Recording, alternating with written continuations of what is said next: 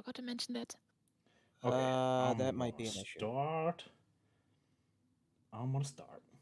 Now, See if I can for the figure out start, how I to just start. wanted to know if my link works. Just on time. Okay, there we go. We're up. I know I'm late. I'm late again. It's like 4:30. I know, super late. Even when I was even talking about D&D and getting everything ready like 2 hours ahead of Chachi's time. last session and he's still late. Yep, Chachi's last session and he's still late. Oh, I got echoes. Hold on, forgot I had the Echo. volume thingy on. Give me a second. Okay, I think it's fixed. No, I was thinking echo Oh. from. Emma. There we go. I was thinking echo from like Ben 10. Wow, what a callback. When's our Hey, I'm Ben old. 10 D&D campaign? That'd be cool. Yeah, so it's Chachi's last session. Chachi's not gonna be able to join us after this one, which is unfortunate, just because of the way scheduling works out, and with Chachi's new job, not gonna be able to make it on Mondays. So Work sucks. yeah, we're gonna I try know. and since Chachi's got today off, this would be a good last session to do with Botak as part of the party Uh-huh. with I We and will miss completing the Bonk Ezek fight. yeah. Yes, I am the Waffle Man. That is me. That's me, Waffle Boy. Oh yeah. So things are gonna be moving a little fast, just because I wanted to get some stuff, get through some things before Chachi leaves. So I apologize if it seems like things are just like going like here, there, and then just moving forward, because we're just gonna try and get through a little more. There was a bunch of other stuff, but I kind of had to flip things around, and we'll see how it plays out. We'll see what happens. We'll see. My that's my motto for this campaign. We'll see what happens. um, but yeah, it's gonna be, and I can say one thing: it's gonna be interesting. All right, let me get into Roll20. Oh, guys, the best thing happened. Roll20's got a dark mode. I love it so much. The dark mode for Roll20 is the best thing that I've ever seen in like since I played D&D. All the new books, whatever. Dark mode on Roll20, yeah. Good stuff. Everything's either dark or purple. I agree. Judge is like, I like this. What color This is is it? Not cool. purple if you undark mode? Oh yeah. It's much. Yeah, they got a It does have some purple but the thing. purple's more accentuated. Yeah, they with got a the whole dark mode. purple scheme going on. That's cool. Okay, More guys. purple power. Purple power. All right, guys. Are you guys ready to continue with Curse of Strahd episode 23? I can't believe we're still in Velaki and we've done 23 of these sessions. That's oh, that's crazy. That's insane. That's amazing. Is that bad? No, it's good. No, it's the best. It means we're not rushing through it. That's always good. Buenos. Tama.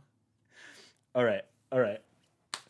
So, last time on Dungeons and Breakfast Curse of Strahd, your group was exploring the Wachter mansion, the mansion of Fiona Wachter, one of the nobles in the town of Valaki in Barovia.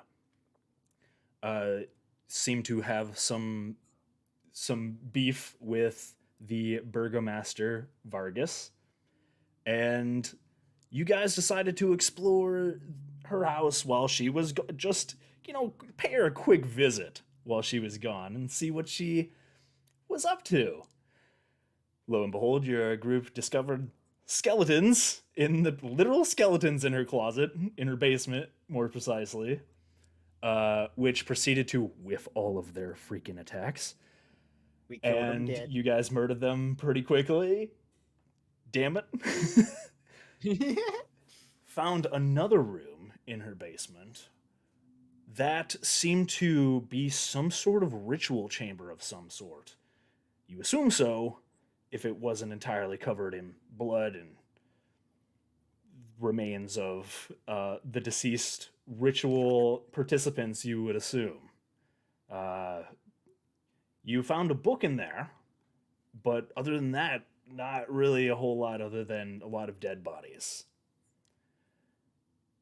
Your group found the bones in Fiona Walked, the bones of Saint Angel, which your group had been looking for, the one thing that could provide a hallowed ground on the church if you brought them back, which you did. You found them in Fiona Walker's closet in a lockbox.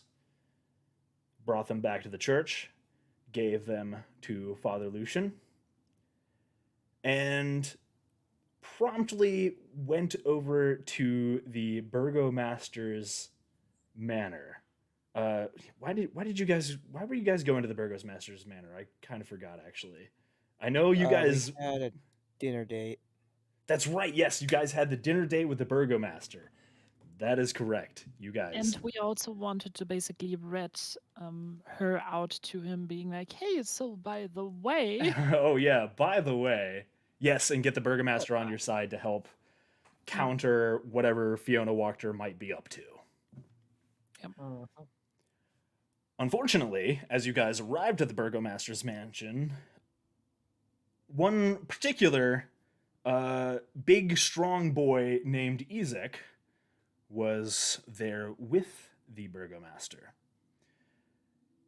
For reasons that are unknown to you, when Ezek saw Irina in tow with your party, he suddenly went into this rage, this blind, just anger and fury, saying that she's the one he saw in his dreams. Immediately goes to confront her, at which point you guys blocked his way, and a fight broke out.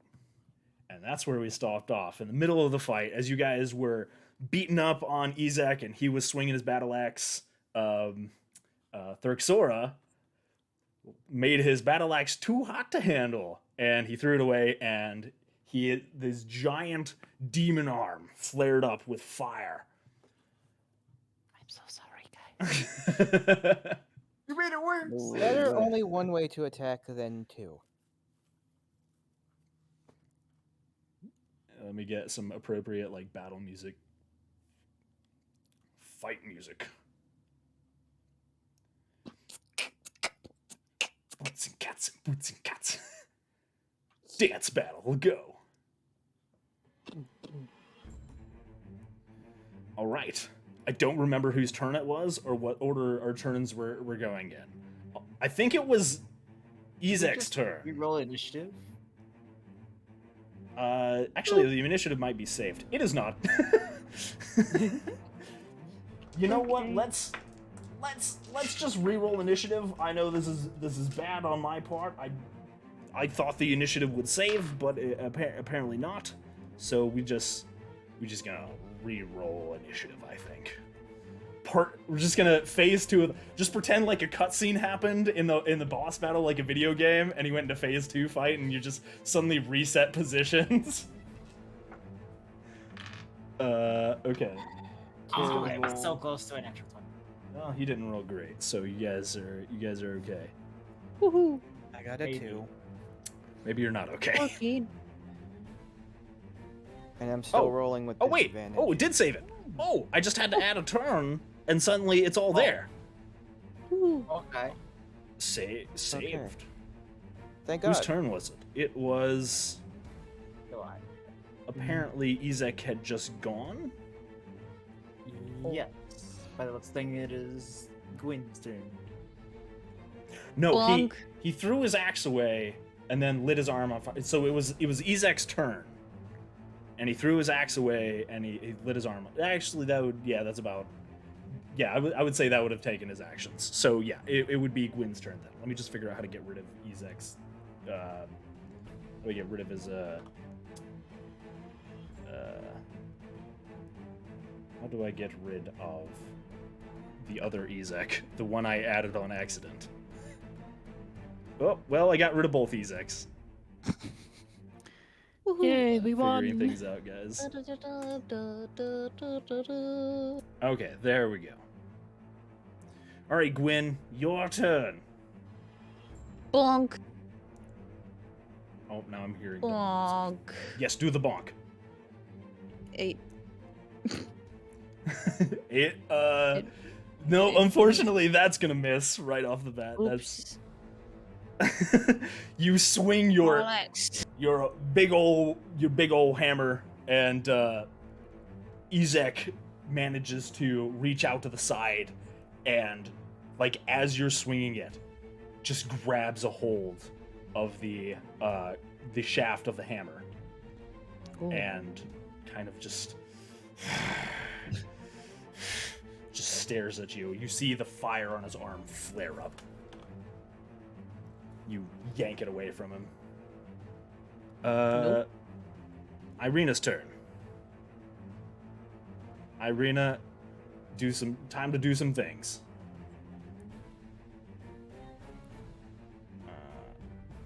Irina is going to, Irina's just going to attack with her short sword. Okay. Oh, that is a.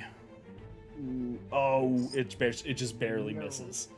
As you pull the hammer away from Ezek, Irina goes to take a swing at him, and he kind of just steps to the side and definitely avoids her attack.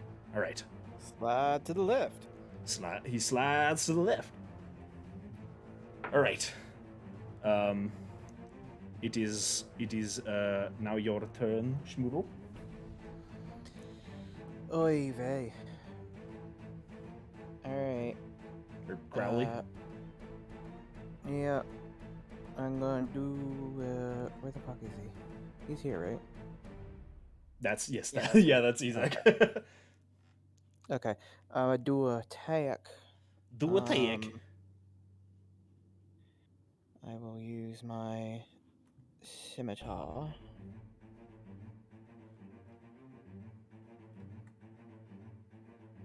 Yeah, 12. 12. Ezek he's a dodging master right now. He sidesteps from Irina, sees you coming at him with your scimitar, and he just moves back. He kind of takes a few steps backwards, and his arm seems to be getting the fire seems to be flaring up more and more. The random ass guard is gonna it's gonna take a swing. I'm able to step Token back God. again, right? Uh, With my...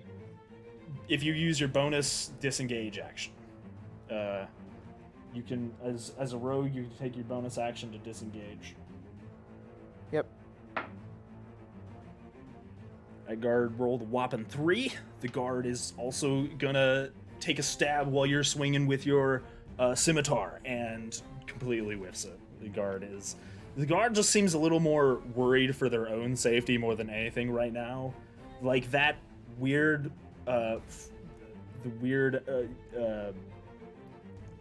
NPC guard mode, that nonplussed face that you guys always see them. There is a slight tone of fear on their face. So he's a little more emotional than what you usually see as the guards right now.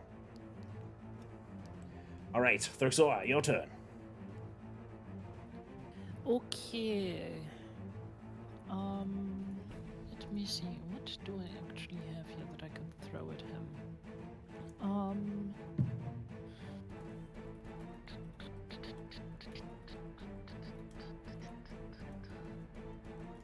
Thank you for the sexy, fan. Thank you for the sexy redemption.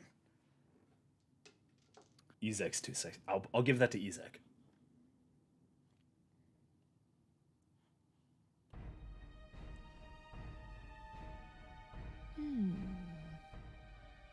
So many choices. So many choices. the Baron is actually Considering the positioning here right now.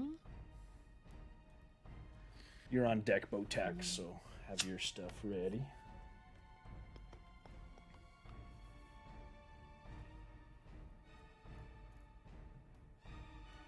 Mm,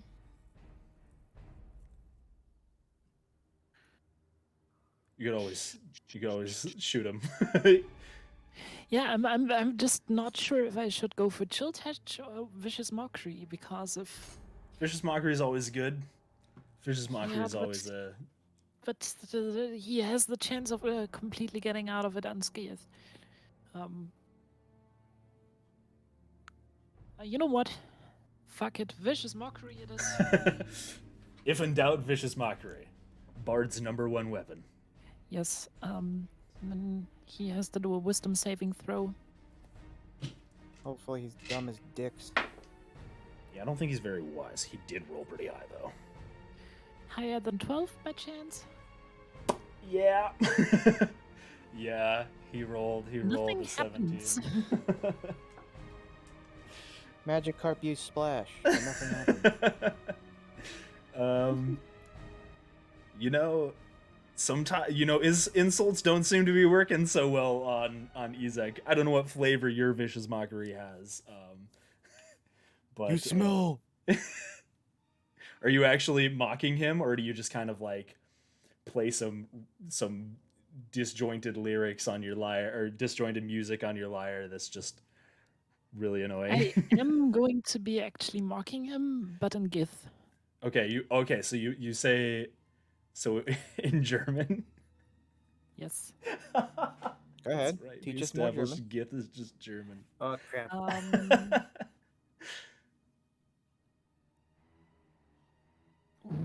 What mean things could I say to him? What mean things that are not TOS could I say to him? I mean, you could say anything. None of us understand German. Yes, but Monkatos. You know what? Just for this,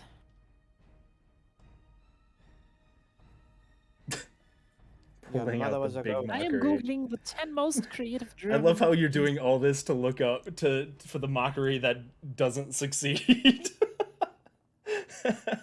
Listen, Okay. it's the Okay, principle well, of Deadly's the doing that. thing. We'll do Botak's turn though, so we gotta Botak will move we gotta go over fast here. so that we can get through things. And we'll be laying his hand upon Crowley's chest. Just give him a high five, basically.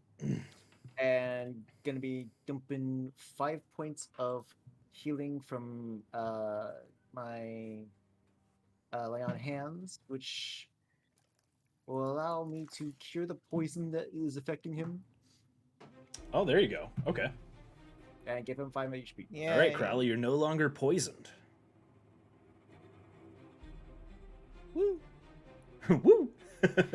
And Oh. And I found a nice thing to call him. Oh, as a bonus action, I will channel Divinity, Foul of Humidity, so that from now on, for another minute, I have advantage on attack rolls against it. oh, nice. Okay. Um, Ooh. So just for the flavor text, I'm going to call him a krummbuckliger Hustensaftschmuggler. I don't know what that He's is, okay. but it sounds bad. Is Want it- the translation? Yes, please. It's basically means something along the lines of red-backed cough juice smuggler. I am. How dare you? Ezek just gives you a Okay. look. I'd like to imagine he actually understands it. Yeah, The just only thing that in. hey, big baller, how's it going? Welcome to D&D. Ezek's turn. Ezek is going to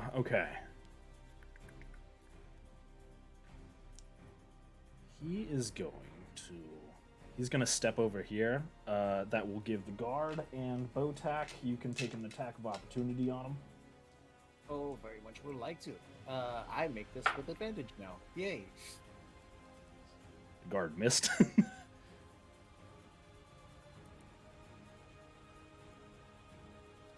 Do I really have to give my bardic inspiration to the guard? 15? I don't think they're worth it.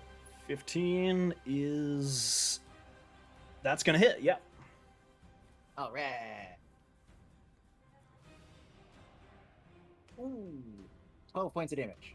12 points of damage. You see him backing away as the arm flares up, and he's like dodging all these attacks from you guys. And as he was dodging these attacks, he was backing away, kind of circling around to Gwyn's other side. Botak, you land a hit with your mace. Maul. I think you have a mace, right? Yeah. No, I have a maul. Maul, that's right. Darth? Maul. You bonk him with your Darth Maul.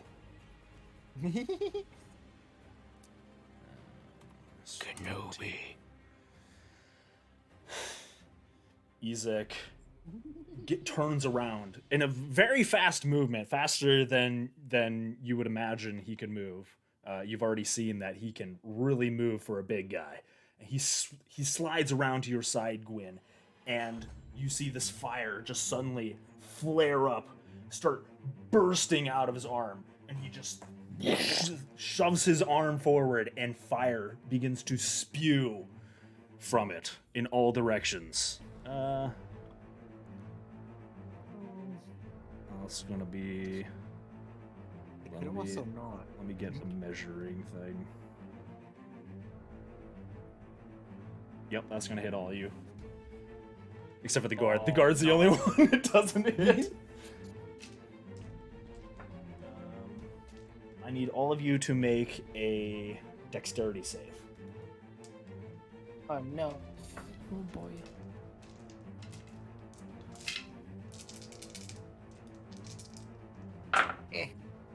Woo! He rolled Yeah, below 20. on his damage. Okay, 20. You say Crowley saves. I am glad he rolled low 7. 7. Mm-hmm. You're gonna fail, Botak. It's okay. Gwyn, 13. 13. That's a success. Woohoo. And what'd you roll, Thrixora? 15. 15. That's also a success. So, Botak and Irina failed as well. You guys are going to take. You're gonna take 9 fire damage, and the rest of you are going to take 4 fire damage. He rolled pretty low on his damage. And that's his turn. Your turn, Gwyn.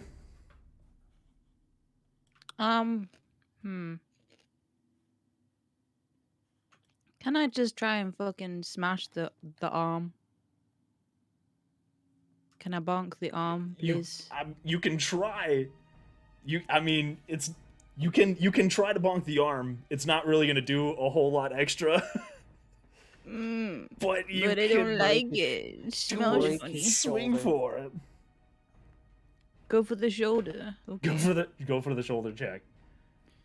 Yes. Go for the Nico kneecaps. I go for the Nico kneecaps this week and take them out. Take out the I just- kneecaps. I'll just bonk him on the head like a whack-a-mole. You guys got head pats from Boom. Sir Fraser, Deadly, and Tom. Aww. Thank you, Fraser. 26, baby! I love it. Just Chachi was like, "Oh." Does Chachi get one too, Sir Fraser? Yeah, that's definitely gonna hit. By the way. It's okay. Yeah. I'm unknown. Nobody knows me. I'm unknown. Stretchies and hydrate. Thank you, Sir Fraser. I got 11 crit. You got a crit too? Yep. That's right. You did get a crit. Oh, okay. That's gonna do it. So you rolled 11 Ooh.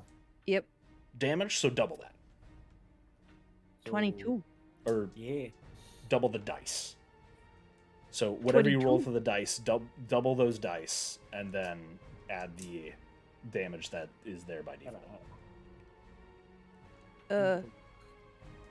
Help. So if it says I gotcha. It's so if it says it'd be plus 4, 14, so it'd be Plus grand total 6. of 8. So wait, hold on. That'd be 18 total for them. 18 total. Okay, 18. gotcha. Yep, What? on the Chris, you just double the dice. Yeah, Oh. the last number you don't add because that's your modifier. Dang, that's a pretty decent chunk of damage, though. Bonk! All right, On as the head. he's firing out this huge cone of fire from his arm, you kind of just push through the flames, through the fire and flames. You kind of out of these flames, a giant, big old great hammer comes swinging and manages to knock Ezek to the side as you shoulder check him with a great hammer, and he stops, spewing the flames everywhere, and just he looks between your whole group, and then back to Irina, and back to your whole group. He's looking pretty beaten up too. Like there's blood is starting to is all over the place. He's starting to really pant. He is looking pretty hurt, and you can kind of see him assessing the situation a little bit.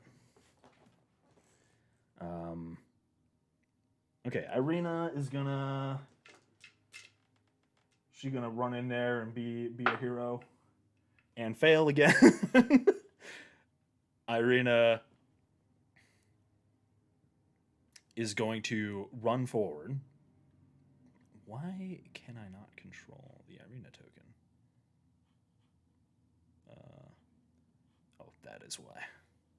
Okay, Irina's going to move forward, and she kind of also takes a swipe with her short sword as the hammer comes out, but it kind of just bounces off of Ezek's kind of armored demon arm, not really having any impact. I can hear the flunk noise. Yeah, it does a flunk. It does the clink noise from Dark Souls when you accidentally hit a wall. Crowley, your turn. Alright. Sir Fraser says headbats for Chachi, by the way. Oh. Or happy looking, Sir Fraser. Alright. I will move there. And then I'm gonna try again with my scimitar. Come on. Can I click the damn thing? Here we go. Fucking finally, 22. That's definitely gonna hit. Yeah, 100%. Alrighty. And I did 6 damage. 6 damage. Okay. You get your sneak attack damage too, because Yeah. they're adjacent to an ally. Okay. So then just scimitar or roll again for sneak attack and then No, it's automatically applied. You should. oh, it is. No, Yeah. yeah, you just you- gotta get the. you just roll sneak attack dice. Yeah. You don't have to attack again or anything. Yep. So you get extra extra dice for sneak attack. I think it's at this level it's 2d6. For level 4, I think it might be. Oh, there it is. Or d4. 2d6. 2d6. 4. Yes. 4? Okay. Plus an extra 4 sneak attack damage. Good to know. Okay. He is looking pretty. He's starting to bleed, guys. You Crowley rushes in, seeing an opening after now that the flame isn't spewing forth from his arm. Crowley runs in with his scimitar and slashes him across the chest, and he kind of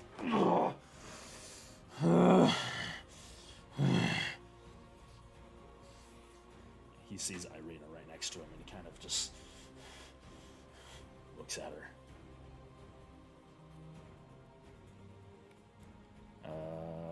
Whoops. I accidentally killed all of my... It actually minimized my window. Give me a second. Okay, it is the guard's turn. Random guard time. Guard, go! You can do this, buddy! Guard hits! Holy shit! I always knew He he had did it in it. something. Guard runs in there with a spear. And is gonna do so much damage with the spear. Spear attack damage. How much? 2? 3?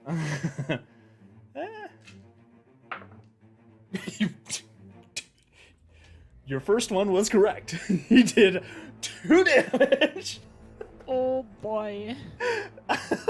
You rolled a 1 Oh. on his damage. And they jinxed it. Guard kind of just like standing back and just jabbing in the general direction of Izak. It manages to get a stab in a little bit. All right, Thurxora, your turn. Okay, let me think. I think I am going to cast Healing Word on myself. Because I'm getting kind of low of HP. I'm already in the 1-digit range again. Oh boy. Yeah, so much.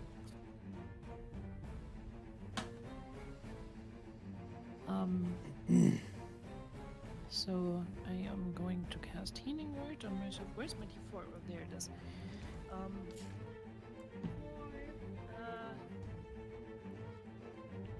5 points of heal. There you go. Sweet, sweet, delicious health. And that's pretty much all I can do. Okay, Botak, your turn.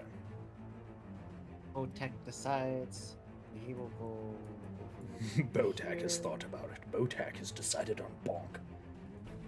Botek had decided that he will heal himself as he is on 8 HP. I hope the volumes are okay. I forgot I messed around with my volumes, so let me know if anybody's too quiet on Discord. Anybody's watching. I am going to heal myself for 14 HP. Okay. And that is basically my turn. Okay. All the heals. Heals I just coming up. Moved up to him and healed. Because I don't want this guy to run away. Okay. Ezek, now being surrounded by all of you, kind of just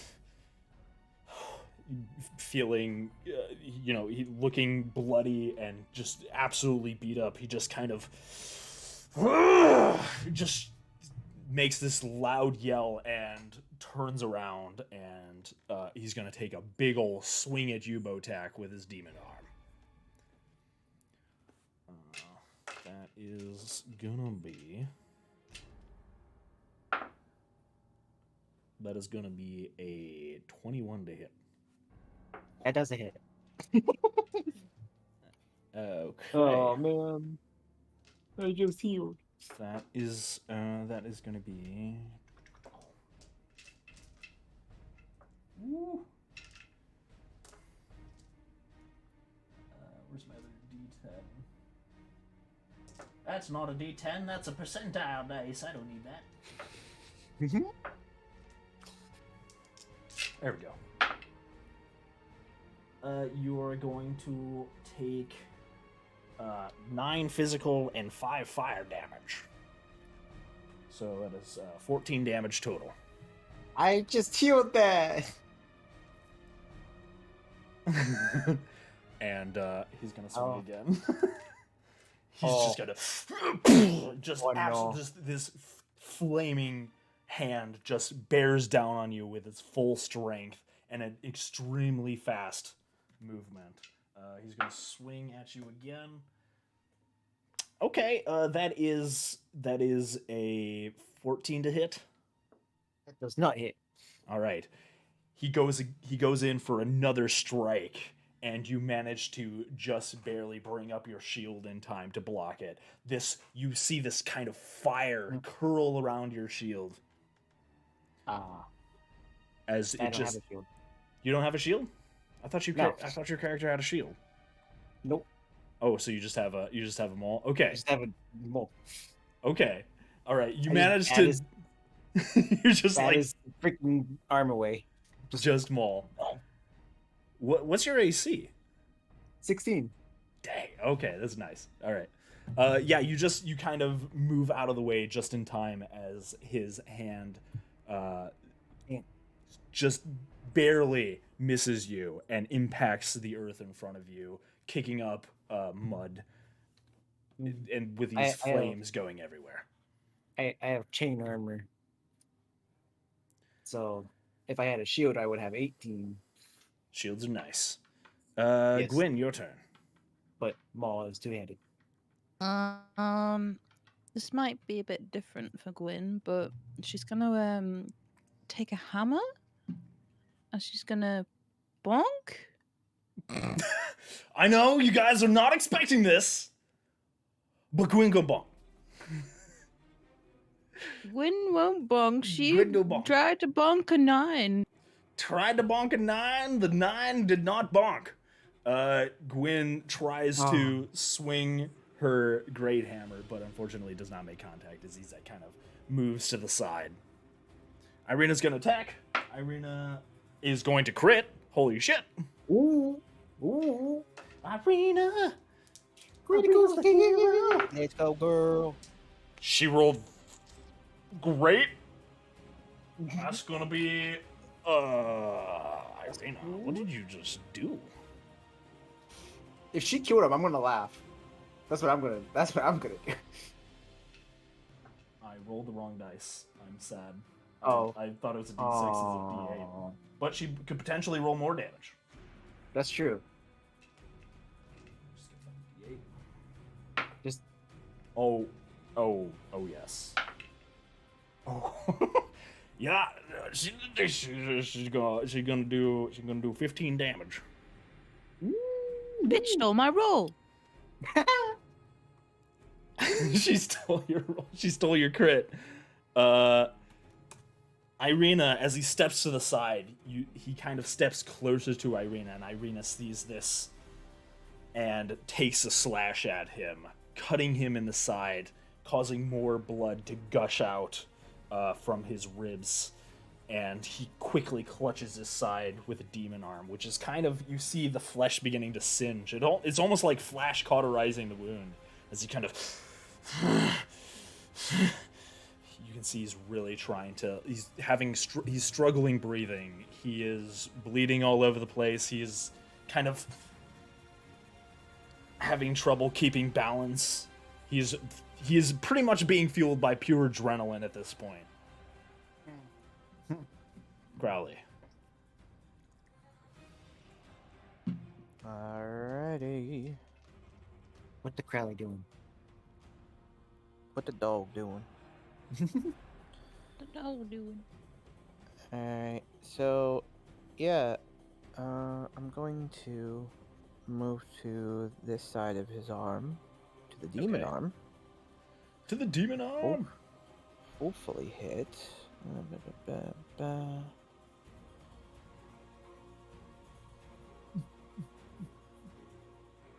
Fuck you. Got a 1. Aww. Nope. Again, he brings up, as you circle around to the side, he's kind of, as he's clutching his ribs and trying his best to hold on, you move around to the side, and he kind of brings up his demon arm to block your scimitar attack, and it kind of just bounces off of the scales. Yeah, and then I take a step back.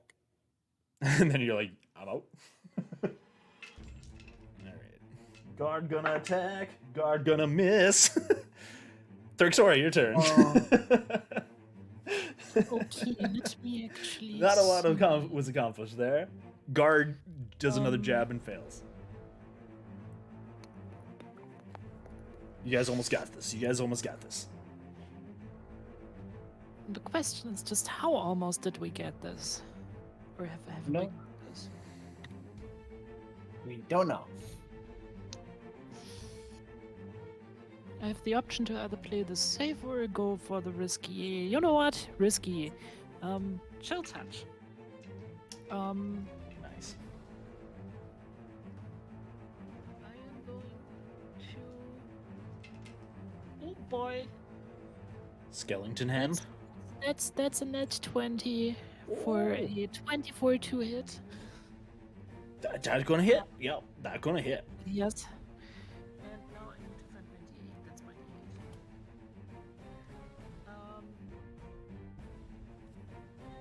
D8. Ooh, that is going to hit for 7 damage total. 7 necrotic damage. 7 necrotic damage. Skeleton hand. As you see Thurxora, you're standing a decent ways away from him, and you're watching all of them try and surround him and take advantages of openings in his weaker spots as he tries to deal with his wounds and the exhaustion that's coming on at the same time. And as you're watching this, you begin to play on your lyre, and that green necrotic energy once again emanates from it, moving towards him. You're gonna, how do you wanna finish this fight? Because that was he was very low on HP. That's pretty much it. I want this necrotic skeleton hand to basically, first of all, stab the fingers into his chest, and then basically close the hand and rip out his guts and basically just spray them all over the wall. Of Oh the shit! Bergman. Okay, so you're going 100% lethal, just straight up. Ugh. Okay. Yep. Yeah, this necromantic hand, as you guys are fighting him, and he's trying to just fend you all away and block all of your attacks. You see the skeletal hand creep forward from Thurxora's lyre, pierce into his body as he's sitting there blocking your attacks and just. And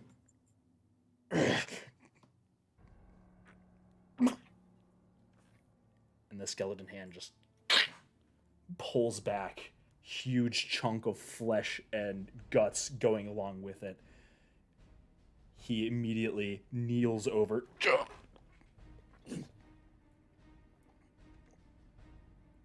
With one last look, he looks up at Irina.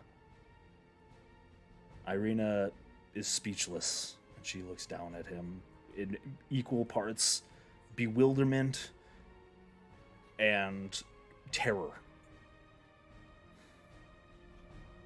And he just looks up at her. And then falls over and begins to bleed out on the ground, lifeless.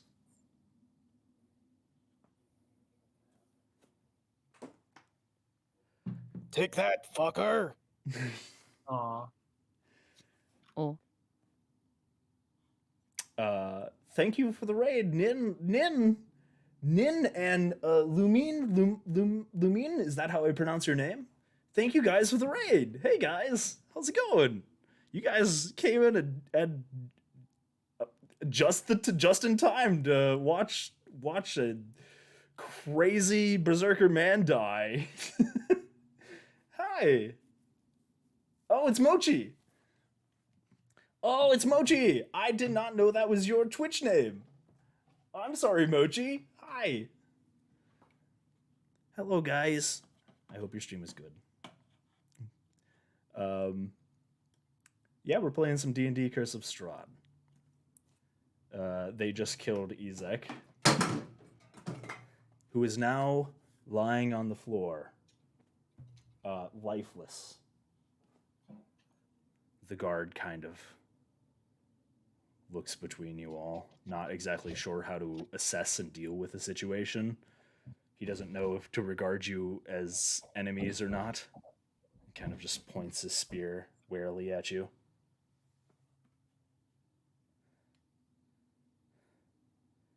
Irina's kind of breathing heavily. It should be safe to get the mayor now. Yep. Yeah, Thurxora Yeah. basically just looks at the guard. Burgomaster. Is like, you can get the Burgomaster now. He kind of looks between you all. Oh, let me turn the music off. No, music, stop. No, no more music. Okay, there we go. More music. No more music. Looks between you all.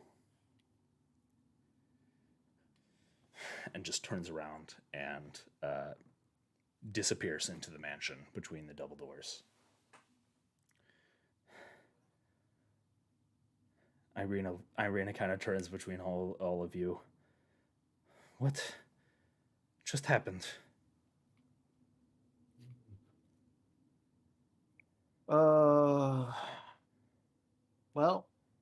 We probably killed the the man. probably the execution of someone very powerful on the burgomaster's side, but also might have done you harm. She kind of looks Not at sure. the singe marks where the flames had gotten earlier. Yes, I'm okay though. Thank you all. I I I I don't know why he came after me like that. Hey, Crowley, you still have that doll?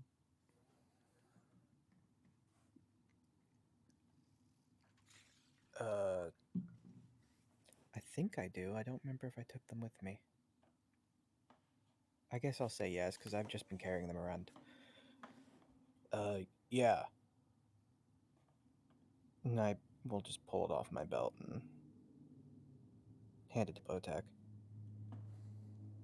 Just gonna hand it over to Irina and just show her and be like, "This was this Crowley found this in uh his room. There were, from what Crowley tells me, quite a few of them in there. Can I see it? Sure, here you go." She takes the doll and kind of looks it over. Mhm. It is very strange. He said I was in his dreams. I've never met him before.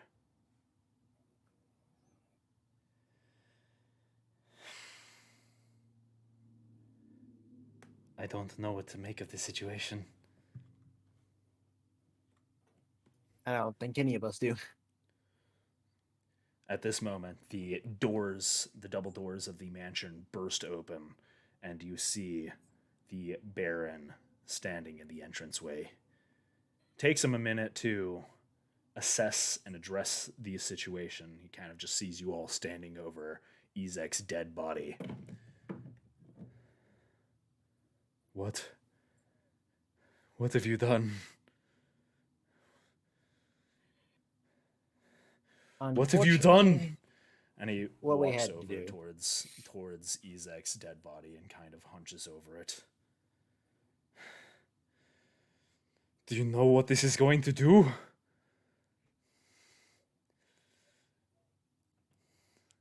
Maybe?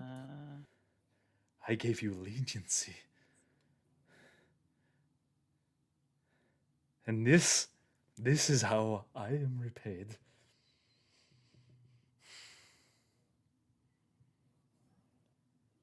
What'd you expect us to do?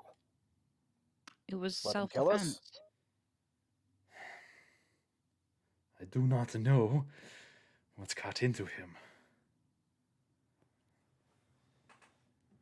He was always a bit strange. But I had never seen him lose control like that before.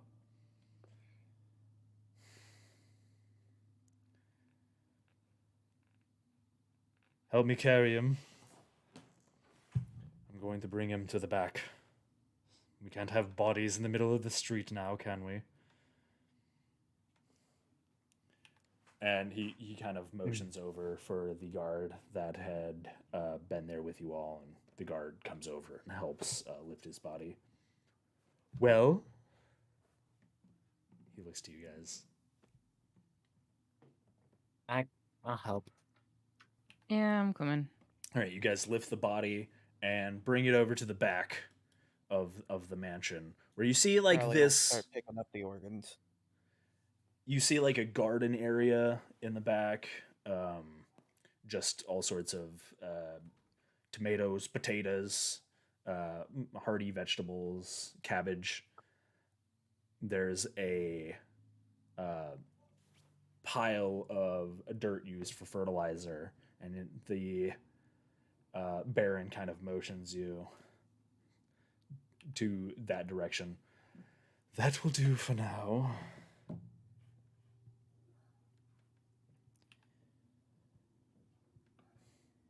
The guard brings the body that way, and you guys set it down over by this garden area.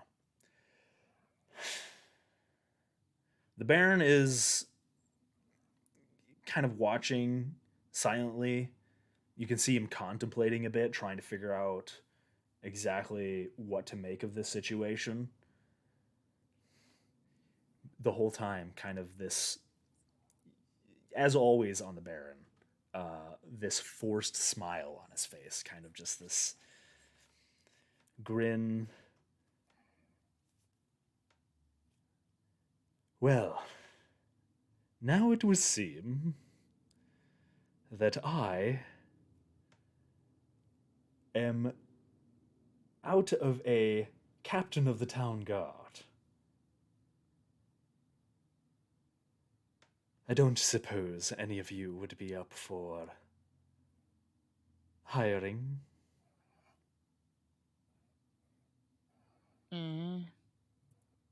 Let's maybe discuss that later after we deal with our little Dumb bitch. problem. Yes, you mentioned something about Fiona and the bones. Correct. Yes. Well, I would have been able to do something had you not taken out my captain of the guard. Now it is going to be quite a difficult time. And the festival's tomorrow to boot. Do you not still have the mirror, or The mirror, which is my own private property, is not something I can use just willy-nilly. There is a proper time and place to use something like that. It is a dangerous tool.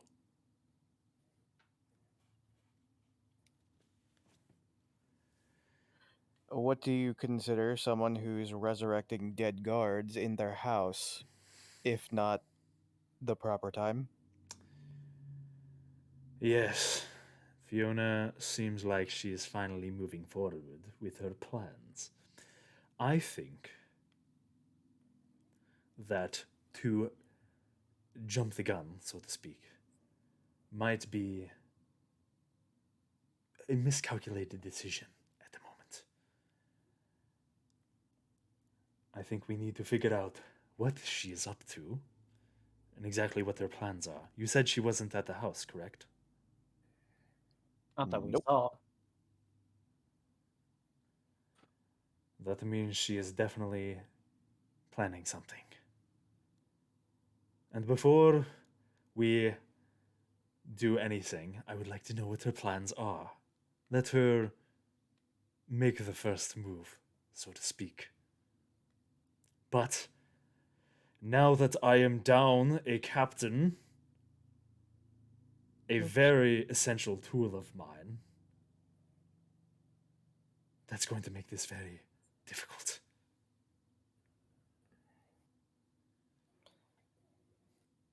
More Should than never anything, place your chips in one person.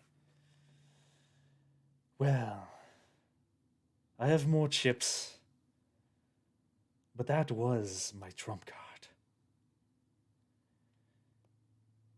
With the festival tomorrow, I'm going to need someone to keep the peace.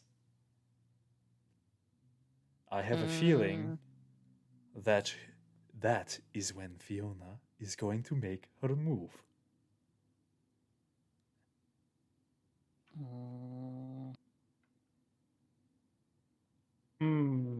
I find myself sorely lacking in materials to prevent her from making her move at the moment.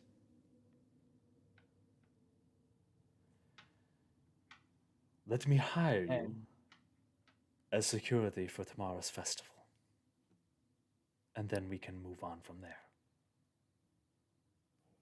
sure, that sounds like a good idea. I mean, we did cause most of this problem now, but we did also unveil the plot, so possibly make up for everything tomorrow. Oops. Then it is agreed. Yes? Yeah. It's not like One we do it that way. stipulation. And that would be. Can you try to stop always having a creepy smile on your face? It's a little unsettling. Like, a smile is cool and all, but it's just not a natural smile. You see the corner of his smile kind of just twitch for a second, just kind of.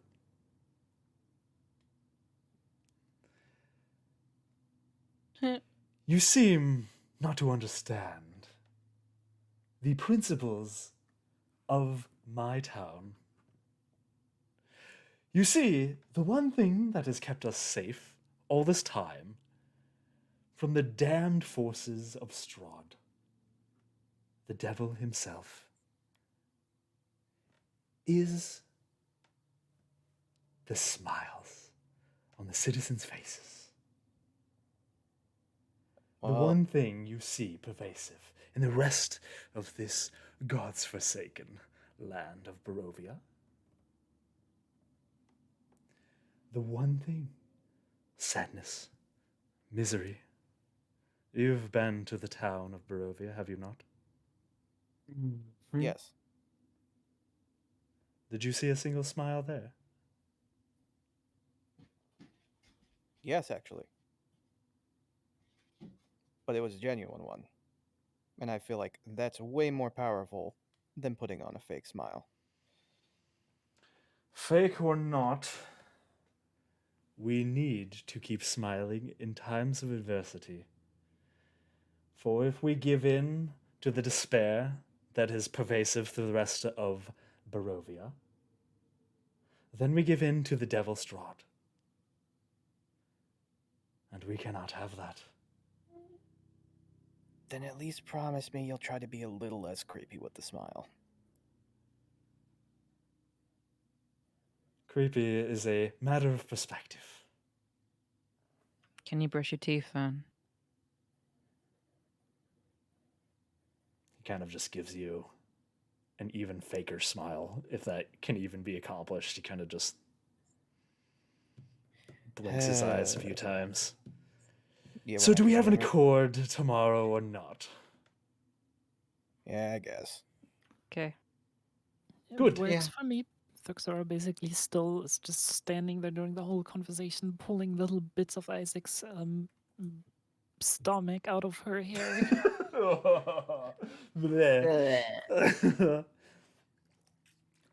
All right, with the street cleaned up of Isaac's dead body, Baron Vargas kind of looks to you all. Well, then, if you'll excuse me, I have some sleep to get. We've got a busy day tomorrow. Please meet me at my manor at the crack of dawn, and we can begin the procession for the ceremony. Okay. Thank you. So no dinner? Well, my appetite yeah. has been somewhat ruined. Oh. Thuxora just smiles at him, holding a little bit of Isaac's Hair. internals in her hands, basically just shrugging it upwards, just being like, I don't know what your problem is. And please clean yourself up That's- before the procession. Of course. Well, good night then. Kind of gives you all a very, very dissatisfied once over, kind of just looking between you all, and you can see him trying desperately to keep the smile going as he turns around and clasps his hand together and tries to keep an air of arrogance about him as he heads into his manor and slams the door shut. Just Oh, so all things considered, I think that went well. you are left alone with the dead body of Ezek sitting in a debris pile next to the garden. I think that went rather well. We are all alive. He is not. Yes, I would call it a win. Hi, Satis. booyah. Should we get some much needed rest? Stretches. Yes. Rest, and I in- think I need a bath. Yeah. Because as fun as it is to just scare this guy by waving around Guts. guts, um, It's nothing but guts. Plus 10 to intimidation checks. yes, it's hair guts. I'm gonna delete Ezek's body over here. We're just gonna get rid of that. Well, don't need him anymore. Just gonna get rid of just gonna get rid of Ezek over here. The guard is just kind of cleaning up and trying to get the blood and guts out of the street, kind of helping you as you were cleaning up all that stuff.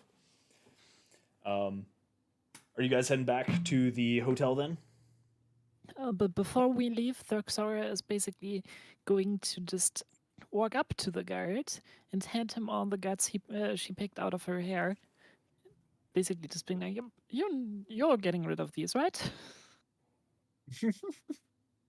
The Wow. guard kind of just takes the guts in their arms, kind of just like just blood just seeps over their armor, and they kind of just look at you with this the brief emotion that you had seen in the fight of frightened self-preservation has now vanished. The guard is actually has gone back into generic NPC emotionless mode and kind of just gives you a look of, you can't really make out anything from their expression, but there is no dialogue back at you. They're just holding guts in their hand, and they kind of just look at you and then just turns to go back to the garden.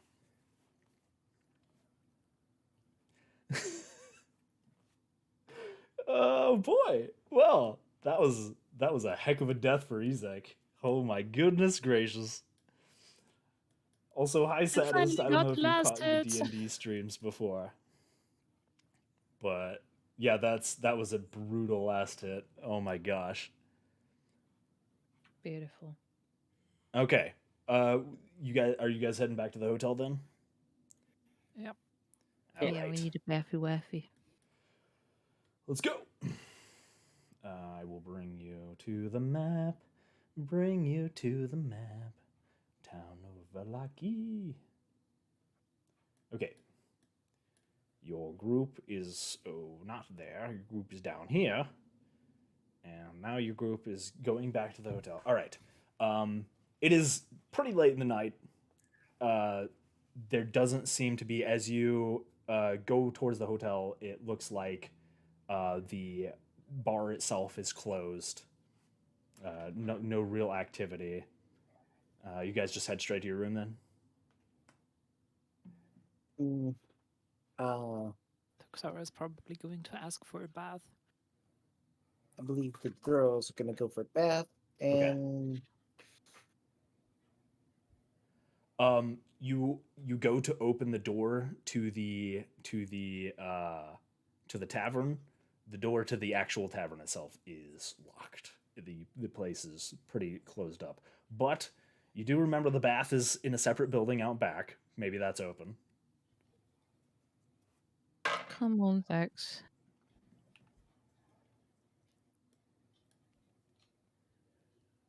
You guys Are you going to the back door bathroom? Back, the Yeah. outback bathroom? Yeah. Okay. You guys go to the outback bathroom. It is unlocked. You guys can clean them yourselves up, and make sure you can clean each other up. That's not what I meant to say. Clean yourselves up Uh, in Gwyn's separate going to- fashion or together. I don't know. However you guys want to Gwen's just wash off. gonna take Sexora and dunk her in the bath like a tea bag, in and out. Sploosh. She's so Congratulations. covered in blood. Yeah, now you Dunk, have dunk, dunk, dunk. bloody water, and Yeah. probably won't even be able to say if it's Isaac's blood or if it's Thuxora's blood, Dunk, dunk, because dunk, she's not dunk, doing dunk, great as well. dunk, dunk, dunk, I dunk, don't dunk. have my paper out. That what's your passive perceptions again, guys? 16. 16. Okay. 12. Okay. All right. Yep. You guys take a bath. You're all good. You guys take a bath for the night. Anything else you guys want to do before bedtime? Dunk? Dunk. I will take that as a no. I think we're good. Yeah. Yeah. Okay.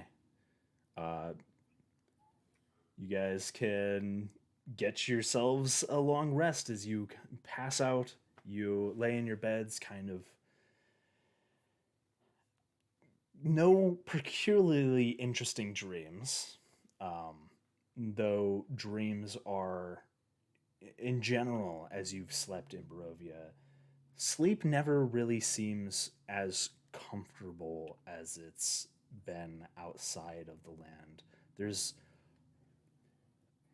When you wake up, there's this general sense of uneasiness, like your dreams where you ever get like a nightmare but you can't remember what the nightmare was about, But you're still stressed after it.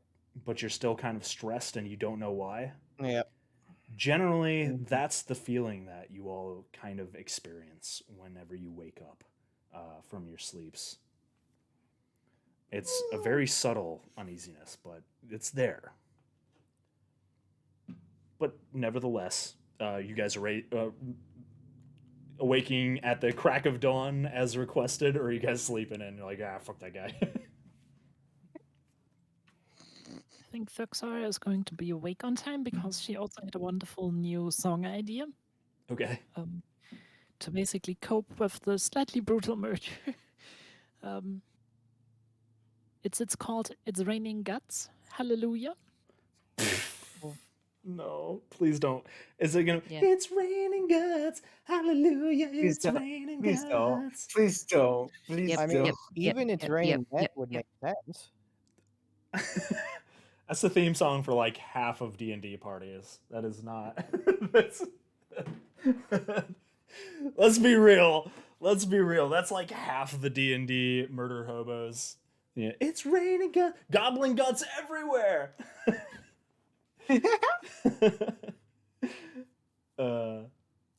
So wait, do they wake up? Does everybody wake up in the morning to the sound of you playing ding doom doom doom doo doo doo doo doom doo doo doo doo, like like singing this song? It's raining guts. She wouldn't play it around the inn because there is a chance that the kids are listening in, and Okay. How considerate. Okay. They'd So you probably just love it. They just hear the music, not the lyrics. Chandler redeems a hydrate and a nom nom. Thank you, Chandler. Hydration. And I don't really have anything to nom nom at the moment. I will have to work on that. Actually, would you guys be okay with a break real fast? I have to go do something very quickly. It'll be like a minute or Sure. less than that, like 30 seconds. It lets me go to the bathroom real quick. Okay. Anybody you who's go. got to go to the bathroom, take a pee break, whatever you guys got to do, because Bathroom break, the festival everybody. is gonna be an interesting time. So make sure you guys are ready. Okay. And lurking around as always. Thank you, Chandler, for always lurking and hanging around. Love you, Chandler. I'm gonna eat some nom noms. Okay, be right back.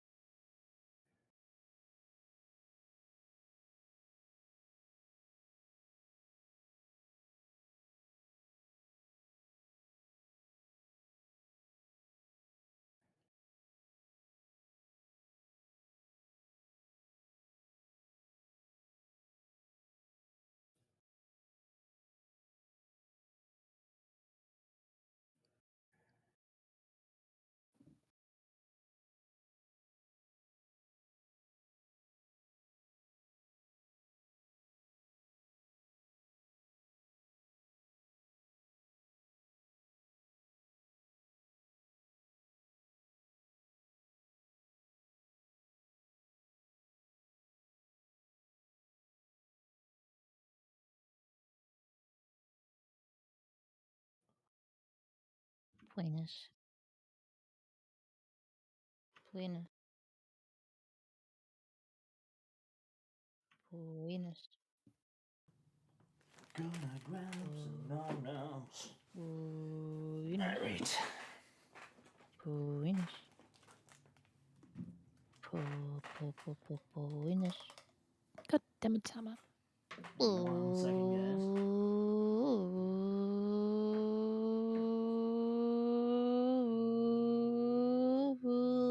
Buenas.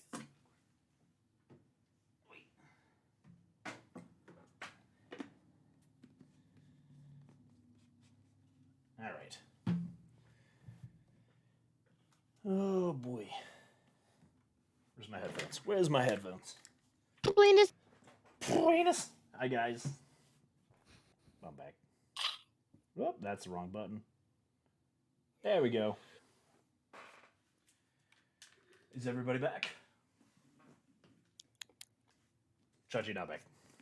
Okay, we'll give Chachi a little bit more time. I can't smell him. I'm back. I know Chachi back. that. Okay. That's okay. I gotta open these granola bars and take a bite of them anyways. I am hungry. I never got food. Why you no eat three? I was in a hurry. I forgot about food. I forgot about food again, guys. Thank you. Oh, so good. Oh, delicious. I just got some Pringles. You got some what? Pringles. Oh, Pringles is good. Got time to redeem the nom nom too. Oh, tasty. Oh, guys, this granola bar is so good. You don't understand. It's so delicious.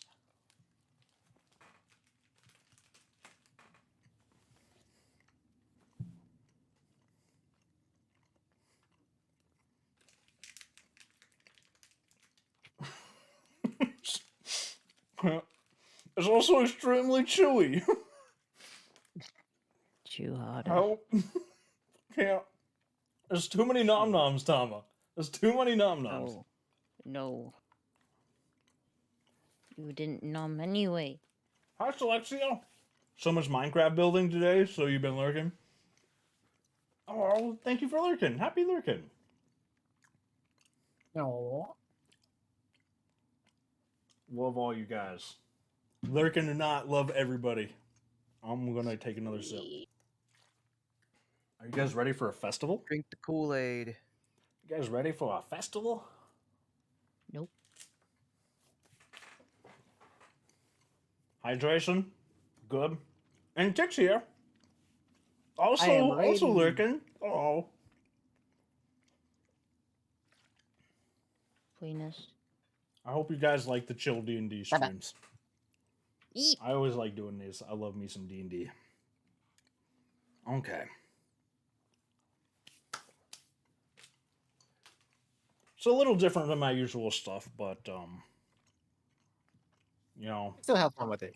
yeah, it's nice to have a change of pace and just do something. You know, I've always been into D&D. I've always loved it, so it's always nice to just do something I enjoy and have fun with and just chill.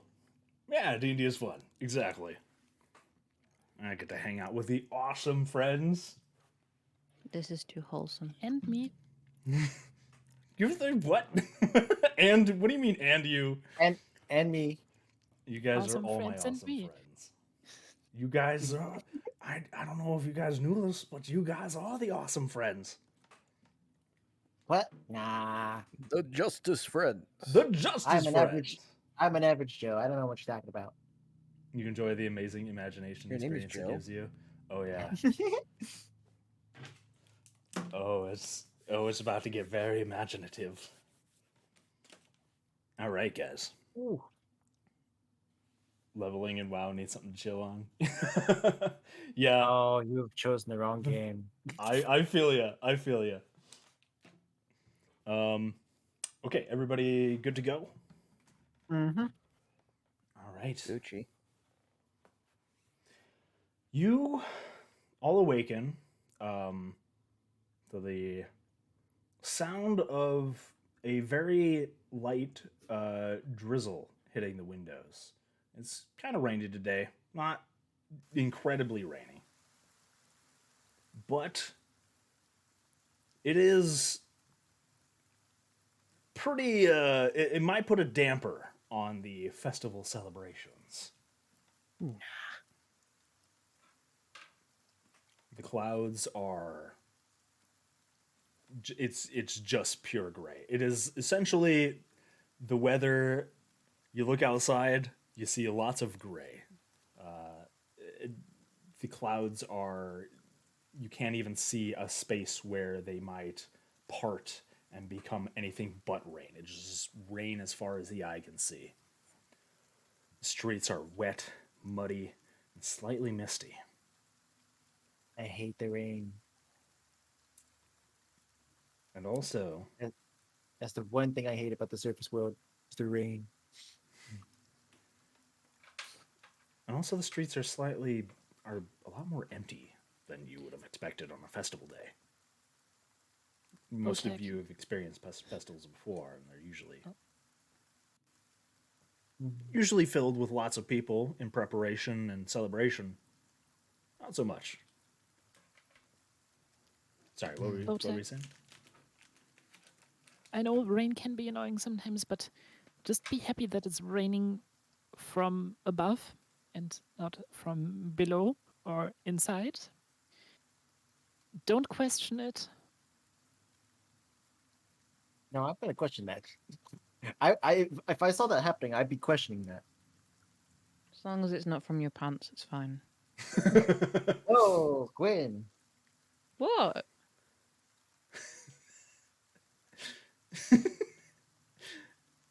Note to self, at some point we need to do a trip to Limbo. You Oh, ain't seen nothing yet. Every I don't know about limbo that. boy and girl.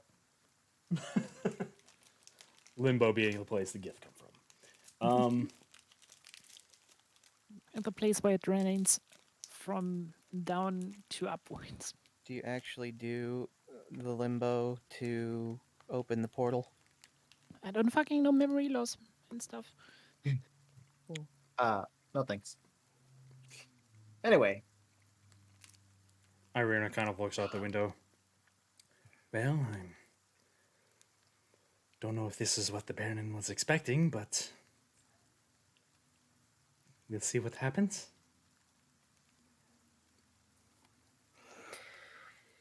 Yeah.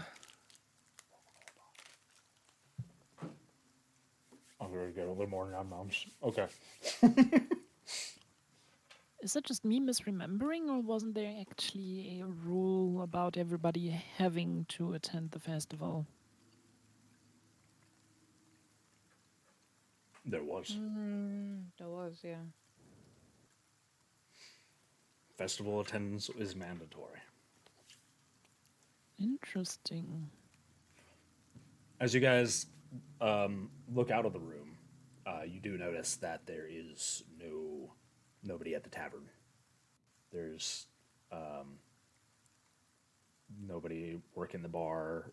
No Rick Tavio. It's pretty empty. Is it possible that they're already at the festival location?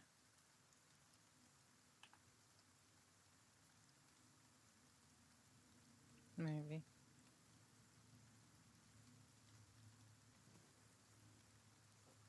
You guys heading to the Burgomaster's mansion. What would you guys like to do?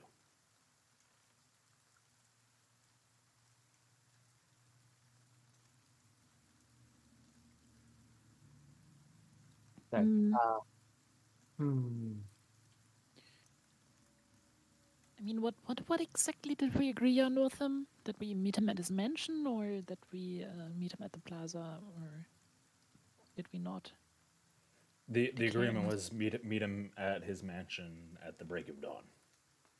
Well, Ah. Cody, let's go to his mansion, I guess.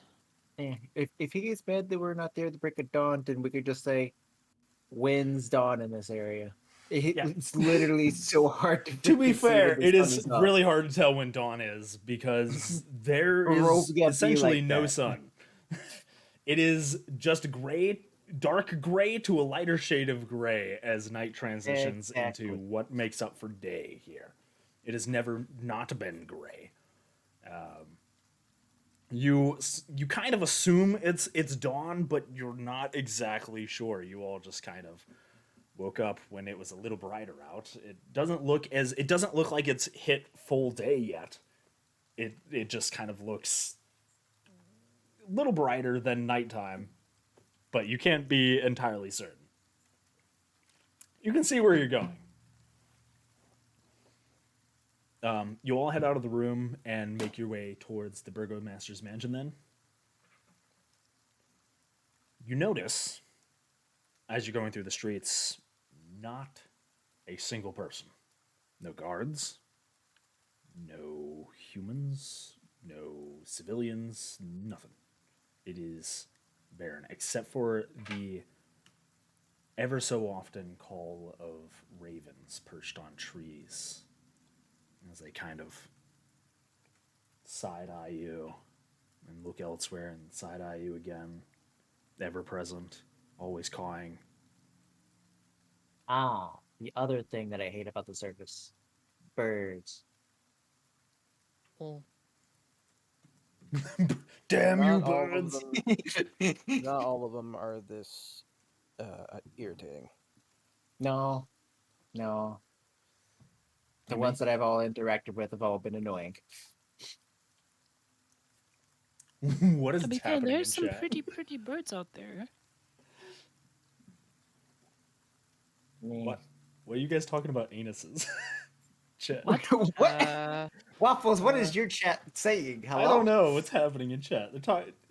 I have a feeling Tama is behind this. No. Hammer? hello, you summoned me. What can I help you? Tama. Moving on. Chameleon. You guys make your way through the streets. It is rainy, muddy, not very pretty. Arriving near the Burgomaster's mansion, though, you do begin to see a few guards standing outside of the mansion, and as you get closer, you see a large cluster of them gathered around in front of the Burgomaster's mansion. This massive ball made entirely of wicker, branches, and flammable material, just soaked in this rain. It stands upon the top of this flat wheeled wagon, kind of like a ye old medieval parade float, drawn by several horses, with what looks to be 2 seats sitting directly in front of it, presumably for the Baron and his wife. The Baron stands amongst the group of guards and looks towards you as you approach. Ah, there they are. Come this way. You see, he's in much brighter spirits, like last night didn't even happen. He is completely just switched over to bright and happy mode, where he's just delivering a smile and talking with an uplifting nature. Over here! I whispered to the others. I wonder when he's gonna tell everybody in town that his captain of the guard is dead. I would assume not before the end of the festivities. I mean, yeah. What if ever? Irina chimes in. He had dysentery, that's all he has to say. He evacuated his bowels.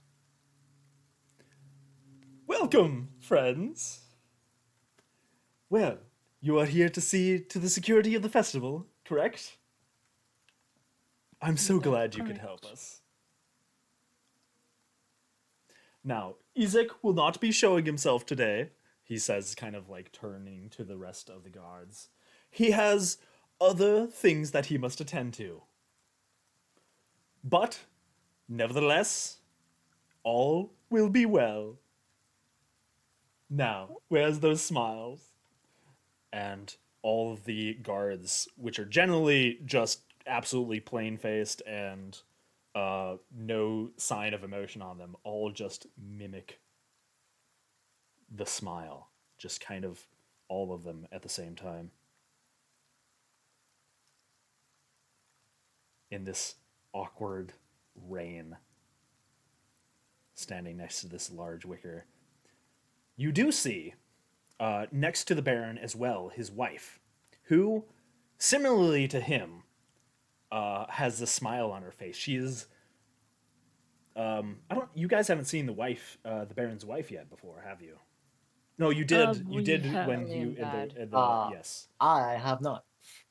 As opposed to when you saw her in the room before, she is entirely gussied up with the most amount of makeup you could possibly have on a person. There's lipstick. Her cheeks are such a shade of red that it looks almost creepy. It looks like a mime's like a mime drawing on her face. These bright red lips, white plaster on her face. Eyebrows have been thoroughly plucked. Hair has these strange sort of curls in it, and these like wooden doodads that are in it to keep her hair in a very interesting. Think like Whoville. Think of like a Oh, Whoville God. haircut. Very Oh gosh. just out there. All sorts of Flamboyant. hair going in, yeah, flamboyant, up in curls in several directions with these wooden rollers. And she just, without no change in expression on her face, she is just smiling this whole time, just waves to you all as you approach. She says nothing. The guards all smile in unison. Well, then, I would like you all, and he turns to your group, if you could, please go to the main square and assure that all is well there and nothing will happen during the festival. We here will continue with the parade and we will march to the main square where we shall light the blazing sun. And he motions towards the giant wicker ball. All right. Now, make sure they have smiles on their faces. Make sure that all is well. We can't have dissidents during the festival now, can we?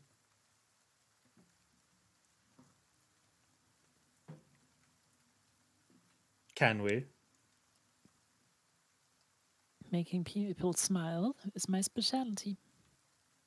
Good! Yes, that is good to hear. Well then, on Is your there way. alcohol? There will be alcohol Damn if it, we do Crowley. well. Then you guys should be fine. Jeez. Glad to hear. Well, I will meet you there. Now, please bring down the steps. And you see a bunch of guards bringing down the steps. You guys heading to the giant parade float that is essentially it's just a big parade float. Lots of, and you see kind of these kind of flower decorations around the giant flat wagon that are kind of flowers don't really grow well in Barovia, and they're just kind of these sad wilted flowers that just adorn this giant flaming ready to be flaming ball. Are you guys gonna head towards the square, or what are you guys doing? I would assume so, yeah.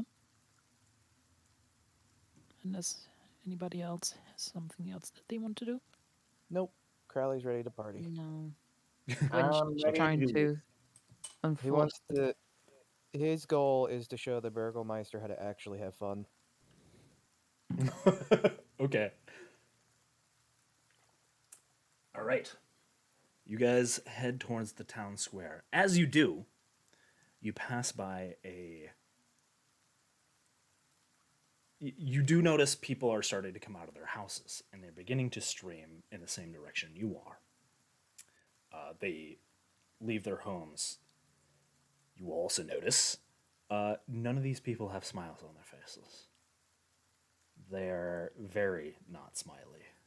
It's almost as not too far from a funeral procession as these people leave their houses sullen, not even bothering with anything to keep them out of the rain. They kind of just dredge towards the middle of the town square in the direction you're heading.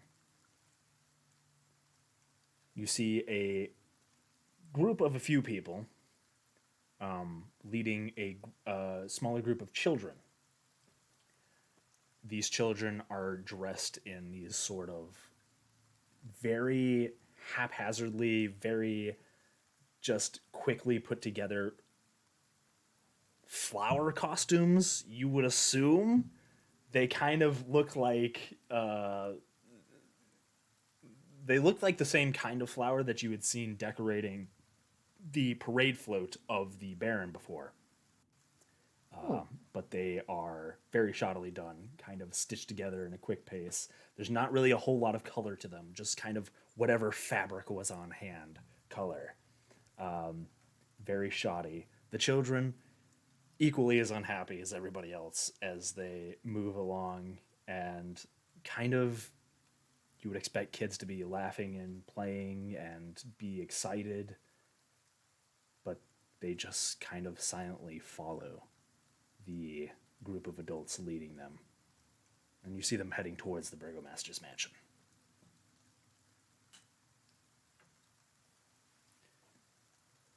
You guys get to the square, and that is indeed where everybody has been sort of collecting towards. Actually, I think the square is over here. You see, slowly but surely, a large crowd of people beginning to gather around the large fountain that makes up the main well of Valaki. There's murmuring, talking amongst themselves, but no excitement, no cheers, no kind of revelry of any sort.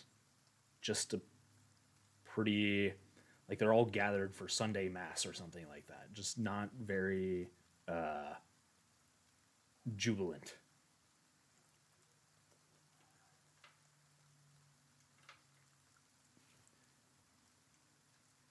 Thexora is going to pull out her lyre and start playing some easy to digest songs in an attempt to cheer up the whole mood a little. Okay. All right. You know what? Actually, roll a performance check for me. And as you kind of try and lighten the mood for these people, you notice a few of them turn to you in light of some actual music.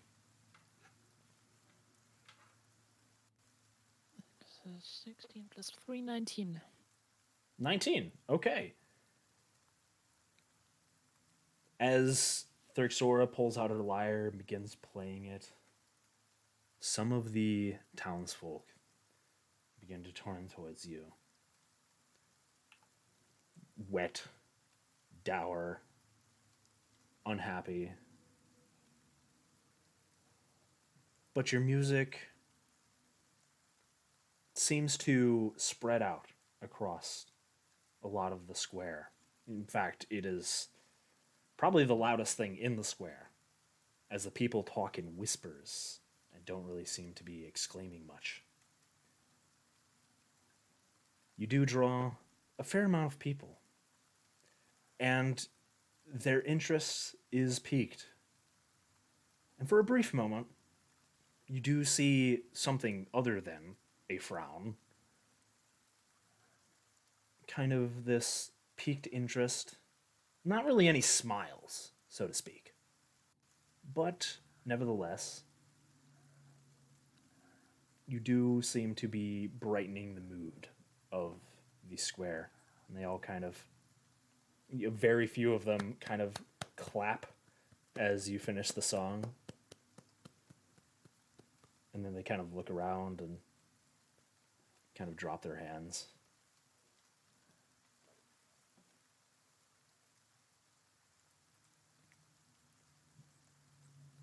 You guys don't see any sign of anybody you know in town. It's kind of just all the citizens. You don't see Father Lucian. You don't see Rictavio or the...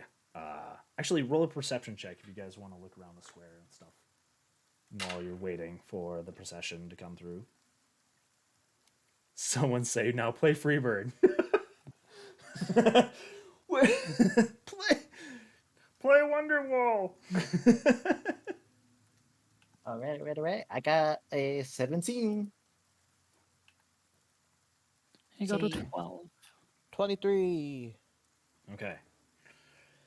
You guys don't notice any sign of people you know. No Rictavio, none of the Ulrich family. But you guys do see Carl and Nick. I'm sorry, you guys do see somebody you know. Carl and Nikolai on the opposite end of the square. Both of them absolutely plastered. Oh no. Drunk off their tits. Great. At the crack of dawn. It is maybe a couple hours after dawn now. They are kind of going through the crowd of people kind of like, oh, come on, all will be well, yes, all will be well, and they're just, none of the people are having it. They're done with this crap because it almost seems as if Carl and Nikolai are a common occurrence to these villagers, and they don't even give them the time of day. They kind of, Carl, you see him go up to one of them and be like, where is this smile on your face? Smile. Your smile, I'll get you eventually. I will get you eventually. And he moves on to the next person.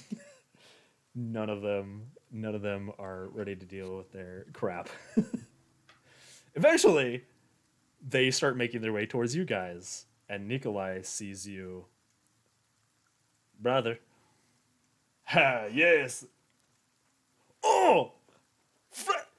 Hello, friends! Yes, finally, somebody who is not a dour-faced sour apple. Hello! I see. I see you guys have come to enjoy the festivities. I- Thixora is going to try to animate them to basically sing along to her songs. I see you guys have already been enjoying the festivities. Of course, yes. Or, don't tell our mother, she would be very disappointed. But yes! I thought I had a problem. Are you still playing your music, Thurxora? Yep. They kind of hear the song and da, da, da, yes, guts all over the place. Yes. I wasn't playing that song, but okay. Oh, I misheard the lyrics. I'm sorry. It's a party banger. They're kind of dancing along, and they grab a few of the villagers and begin dancing with them, and the villagers are just kind of going along with it and just trying to not. I imagine they're just like, I guess this is my day Yep, today. this is my life now. As Carl and Nikolai swing them around. Oh, yes. Oh, I can't wait to see what shit show the Burgomaster has for us this time. Oh my goodness. You guys should have seen big the Wolf's fire. Head Jamboree. A big fire, wolves on pikes, bats on pikes, bats on fire. It's always the same with the Burgomaster. Light stuff on fire, put it on pikes. Whatever is going to piss off the devil, he wants it done. One of these days he's gonna regret it. Let me tell you, one of these days. Isn't that right, Nikolai? I don't know, brother. We will see. Yes, and we will see. We will see what is going to happen. Correct. Yes. Excuse me, I have to go to the bathroom. And he begins heading off. Okay. It takes a decent amount of time for the procession to arrive. So anything you guys want to do while you guys are waiting? Do you think they know anything? I mean, I know they're drunk off their ass, but do you think their mom let slip anything to them? I somehow doubt it.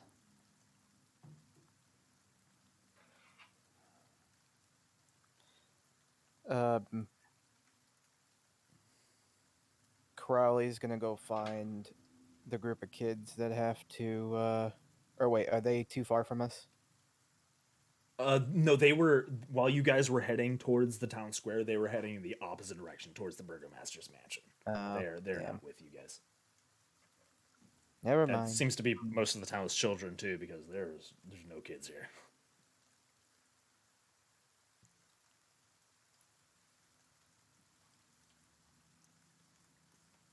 Just a lot of sad Well, people. Yeah, I would be too if I was forced to be at a festival every single week. To be honest, I would get extremely annoyed. Chachi, that's called being a musician. I mean, that's why I'm not a musician. You do also Like- notice the townspeople. Are you still playing your music, by the way, Thurxora? Yep. It's a very strange dichotomy of people here. You've got the people who are interested in your music, who are going near you, and then an entirely different group of people who are kind of scooching away from your group as you stand there. They're kind of making their best, like as far away from you guys as they can get. There's a few people who kind of are entertained by the music, and then they notice that the other people are moving away, and then they notice that there's fewer and fewer of them, and they begin moving away as well. Just kind of the crowd mentality is it the fear of your group overtakes even Thurxora's beautiful music playing. Yeah.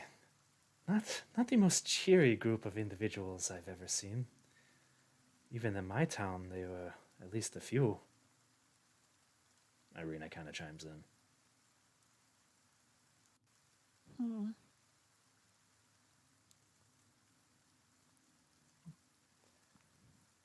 But that is the way in Barovia. There are people who are, well, sometimes they're just born like that. Born as party poopers? No, Rex, no. For lack of a better term, actually. There are some who go their entire lives without smiling in Barovia. Ah, We, well, I hate to say this, and I don't like to say it out loud, but most of the people call them soulless. Though that's silly, of course they have a soul, but those are the ones we tend to avoid. Or, well, most of the citizens do. I try my best to give everyone the same treatment, but they are ostracized. And it seems that is kind of the mood that has taken all of this town.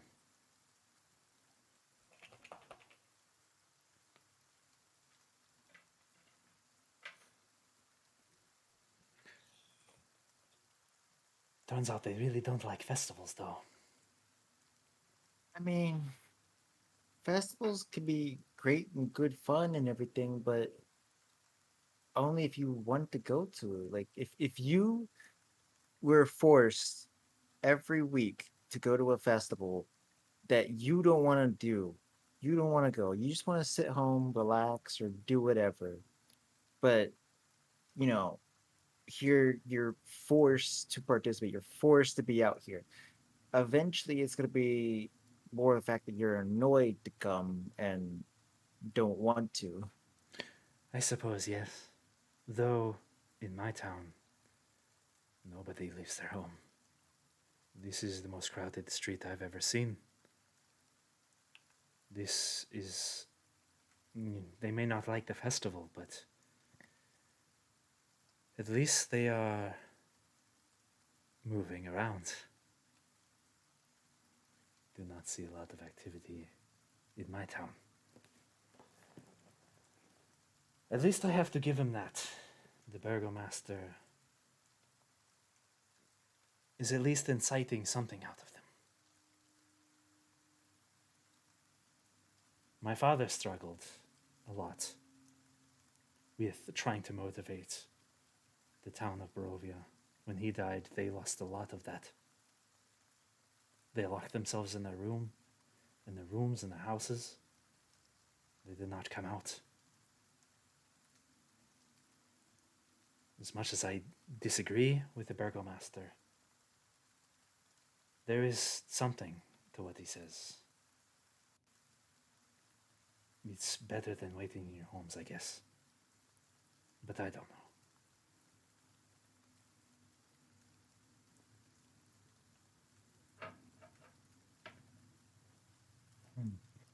Well, maybe Threx here. Maybe she can lighten up the mood for them a little bit today. Yes, I do enjoy the music. Have you played music all your life? Were your parents musicians?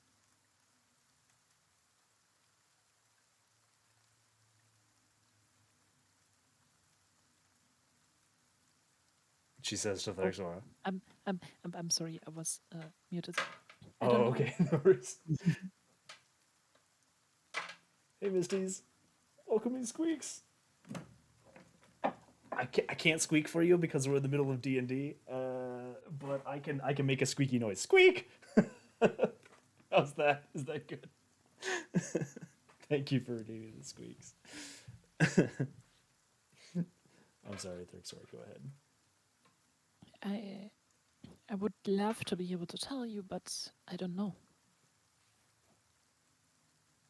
You don't know? Um, I don't remember much of my life.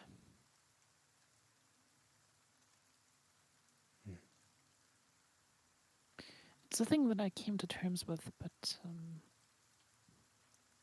in a way, it was a chance for me to start over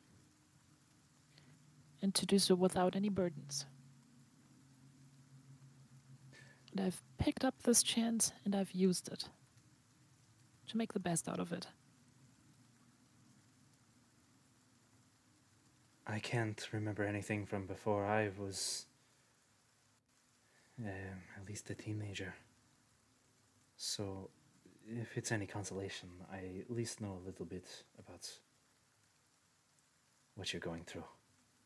I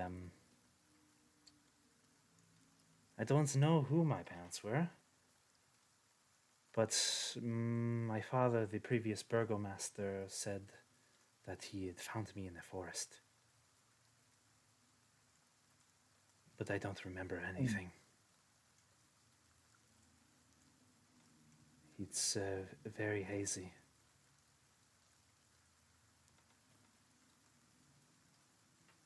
It's a strange thing not to have any memories of where you came from or why. And I understand. It can be confusing. I mean, I have basic knowledge about the place where I'm coming from. I could not tell you if I was ever there or not, but I at least know things about it. So, Well, I guess that's consolidation. At least you know a bit about your home. Where was your home? it's hard to explain. Let's just agree on a place far, far away from Barovia. Well, I feel like that's everywhere, honestly. That is a good Everything point. outside of Barovia seems like it's just a dream. Yeah, well, to be fair, most places out here you can reach by traveling at some point. My home, however, is different. No matter how far you will travel, the way there or the no way will lead you there. It always will lead you there, and it's weird. I don't understand it myself. Sounds like an interesting place.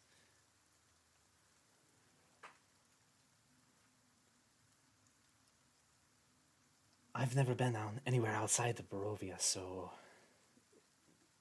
wherever it is, I would like to see it someday.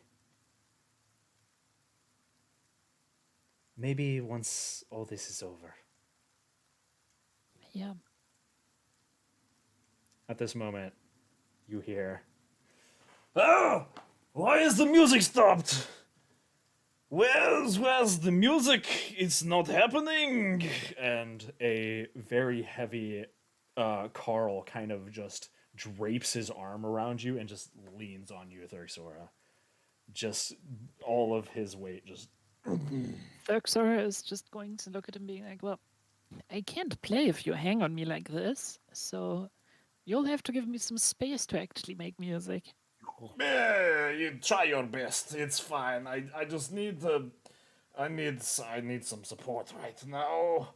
I may have had too much of the crush wine. It is not agreeing with me at the moment. Let me just hang here for a little bit. Maybe play me like a healing melody of like something lively, something happy. Yes. All right. Good. Oh, look over there. Thurxor starts playing again. Okay, you're playing this melody. Roll me another performance check, just out of curiosity. How well is Thurxor able to perform with a very drunk man hanging all the way across? Yeah, her? roll performance with disadvantage. Oh God! Hey, you're the one that brought it up. Through the fire and flames. Thanks to stupid Bart modifiers, it's still a 15. Dang! Heck yeah! All right, Rolled despite 12 and a 14. both Carl plus 3, leaning so- all of his weight on you, just hanging on you. Nikolai's kind of standing not too far away, just watching and kind of just embarrassed of his brother. You still managed to play a pretty decent song. And as you are playing this song, you see down the road, proceeding towards you, what looks to be this parade of unhappy children dressed as flowers trudging through these muddy streets. They lead the way for a group of very sorry men and women kind of standing around this parade float. This long wagon, very flat, holding the giant wicker ball. You see, sitting in their large chairs, the burgomaster and his wife, kind of smiling, waving, doing the like parade float wave as they trudge forward.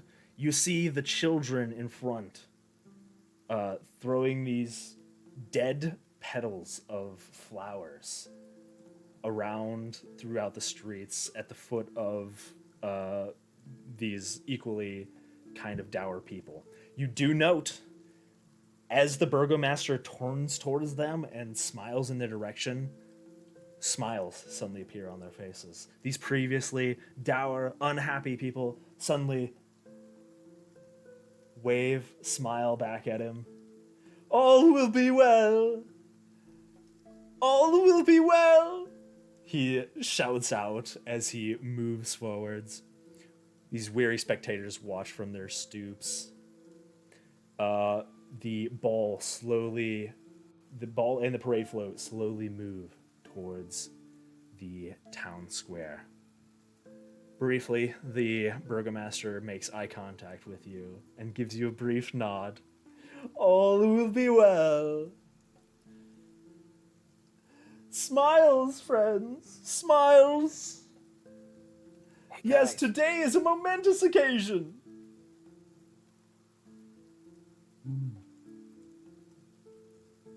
What's up, Crowley? Do you think all will be well? Oh, hell no. Smiles. Smiles, Crowley. Smiles. Hey, Smile and wave, boys. Smile I was and just wave. about to say that. I just thought of that. I was literally just about to say that. I was just Never like, has just that smile been and more wave, Crowley. Just smile and wave.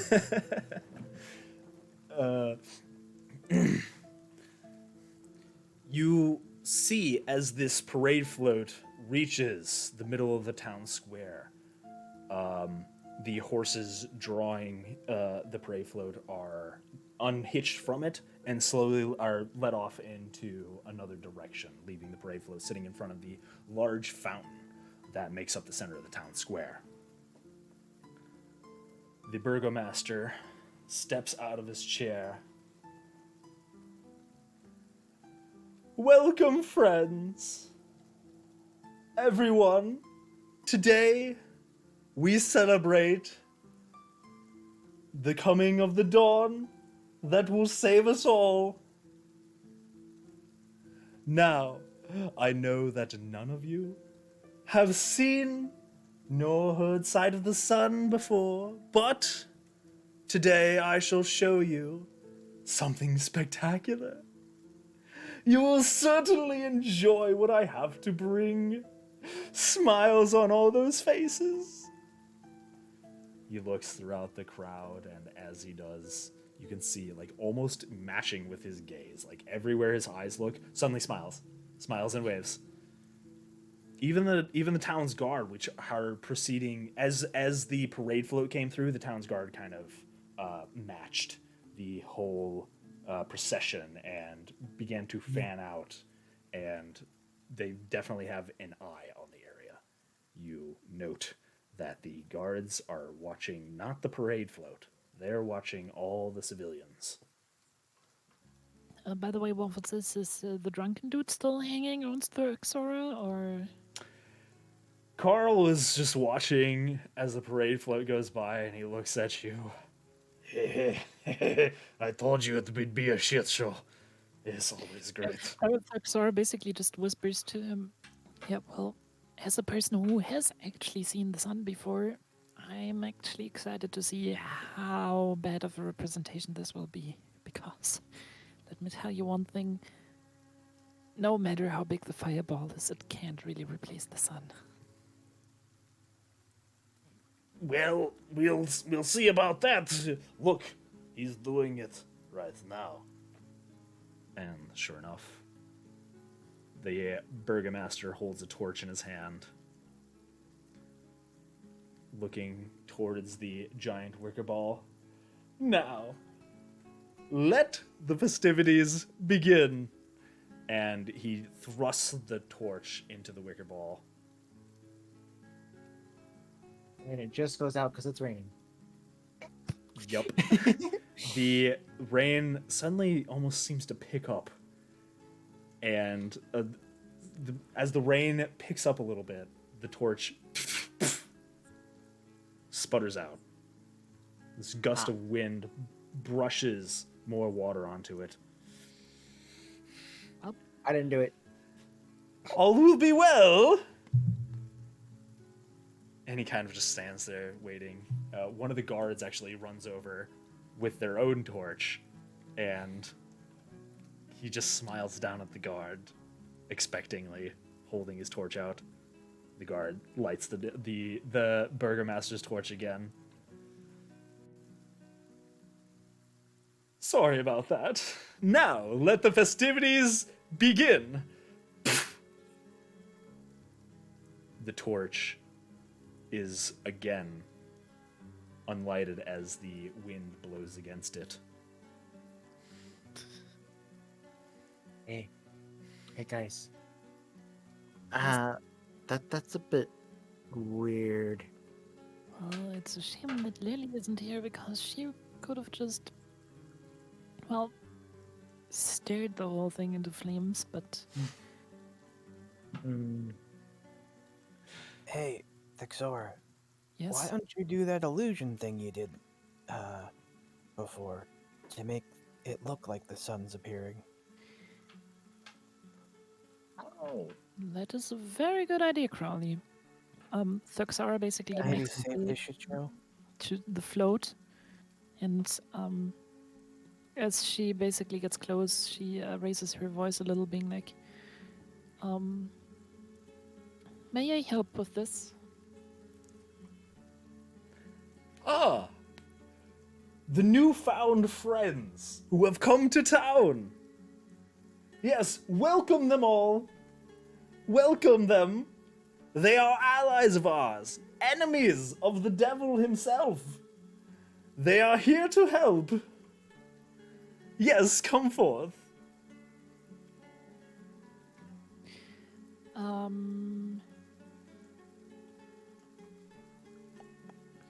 So Thuxora is basically going to climb on top of the float and raise her Bolt. lyre once more. And this time she is going to cast Silent Image onto the whole thingamabobs. And the illusion that she creates basically starts off with a little flame in her hand that then jumps over to the ball, setting it on fire. And first it just starts glowing on the inside a little, and then it basically starts glowing more and more. The flames slowly start eating through it. And Thuxara, while doing that, basically raises her voice and gives a little speech. And this speech is basically, friends, citizens of Vallaki, we have come from a land outside the mists. Yes, we are outsiders, but we are here to bring the joy of the sun to you all. And as she speaks, the flame basically turns to the whole ball basically turns from a burning bush to an actual depiction of the sun. The thought of a giant ball of fire in the sky might scare some of you. It might sound weird for you that have never seen it yourself, but let me tell you one thing. It is not scary. It is a gentle thing. A thing that gives life and happiness and joy to everyone. And today I want to share this joy with you, as she basically makes this giant ball of fire that is now actually resembling the sun, Okay. brighter and brighter and brighter. The Just keep people in mind, begin to the sun- murmur amongst themselves. The sun is a gift of the gods to give everybody warmth and joy. It is not here to burn, it is not here to eat. It is just here for you. And I hope that every and each one of you will be able to see its beauty at one point. And as it is not here to burn, you shall see that the sun, in all its beauty, left even the foot of the very fire you made for its or to sacrifice to it here for you. And she basically, with the last turn of her wrist, makes the illusion disappear, and all that remains is this perfectly fine, slightly soaked ball of wood and other stuff on the float. As you say this speech, the people are murmuring amongst themselves, watching this sun glow. And as you talk about the sun, the downward faces that are amongst this group begin to change from a forced kind of pained look to this genuine awe as they see something they've never seen before. The sun, a bright light, something that they all hope and wish for, something that they've never experienced, sits before them briefly before it goes out. And they all kind of look at you, and they look to the rest of the group. You hear a lot of things in the crowd. You hear things like sorcery and the Devil's Strahd and the Morning Lord. A mix of scared, happy, confused, all sorts of different things. They're not entirely sure what to think. On one hand, you see little bits of hope. On the other hand, you see the fear of change, the fear of something different. While all this is happening, the burgomaster is watching, and as it lights up and you do the illusion of the sun, he expects it to be very hot, And he kind of backs away and expecting some actual burnage, to happen, but it doesn't come, as it's just an illusion. And he kind of tries to keep his smile going, but at the same time, he is forced to be as awestruck as everybody else with this magic. And as it goes away, you can actually see for the first time he's not smiling. He's just... his mouth is kind of agape, just... Yes, all will be well.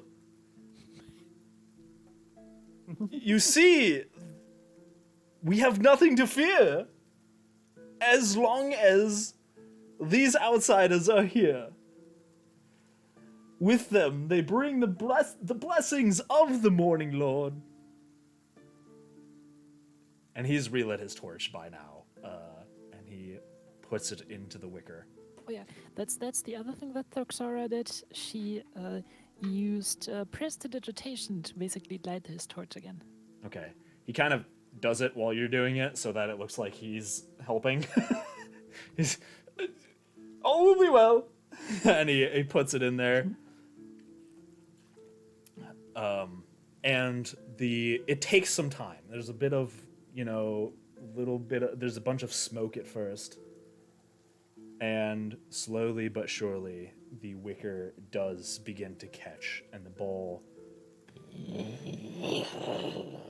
begins, as soon as it catches just a little bit, the rest of it begins to blaze. And assuming you step off of the float because you don't want to be up there while this thing is on fire, you guys step off of the totally float. Totally fine.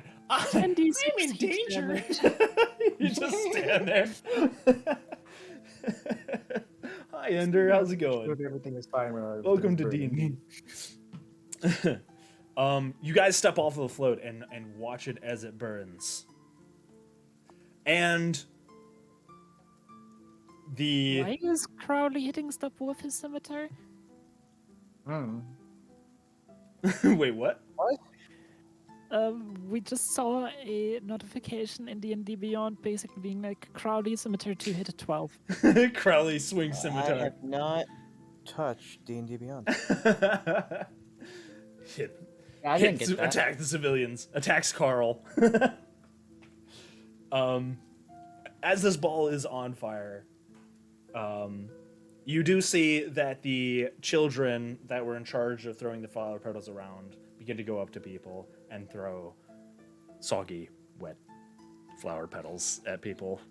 They really don't know what to do, just they know that they're told to do it, and they kind of just throw them out. And the people are not even paying attention to this. They just are talking amongst themselves. They're looking at your group intensely.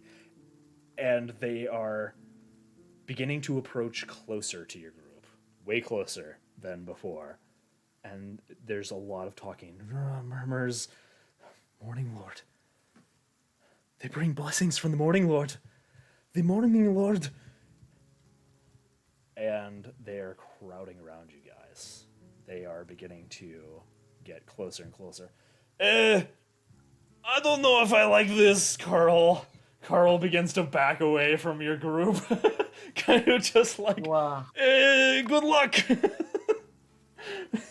and Nikolai kind of just fade away into the crowd, kind of like the Homer Simpson meme where he fades into the bush. God. They're just kind of like, I'm a little worried. And the people begin to reach out towards you, begin to grab towards you. Yes, the blessings of the Morning Lord. Please protect us with the light, the sun. Botek, I believe blessings are your forte. They are beginning to really, really grab towards you guys. Hands start reaching out from this crowd. You see Irina as she kind of looks around. her hand is suddenly grabbed as someone tries to grab her and pull her towards them. She kind of shakes them off. Hey, guys. Good morning, Lord.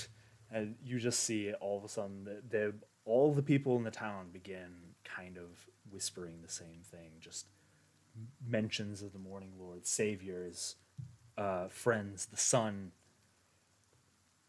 all begin moving towards you and reaching out and trying to grasp onto you.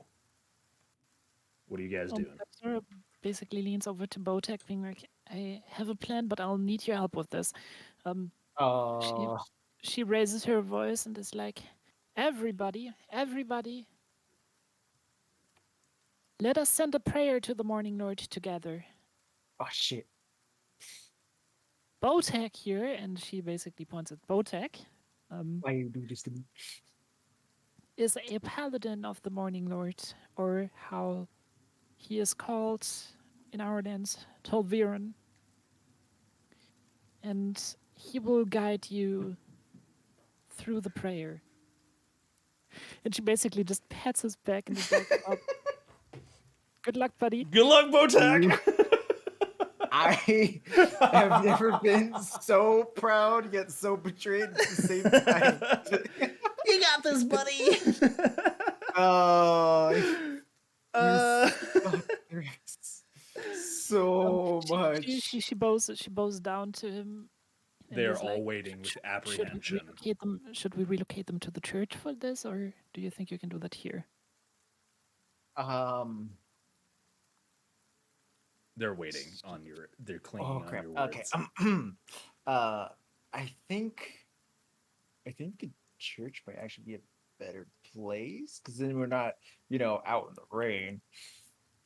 But yeah, Yes, I tell us about don't the morning suppose- lord. The morning lord. The sun. They're just kind of all standing around you. They've encircled you at this point. I hate being put on the spot. This sucks. This is not my forte. I like making plans. I don't like. Do you need a distraction? The morning lord is No. good. The morning lord is great. Okay. Let me think. I need to find.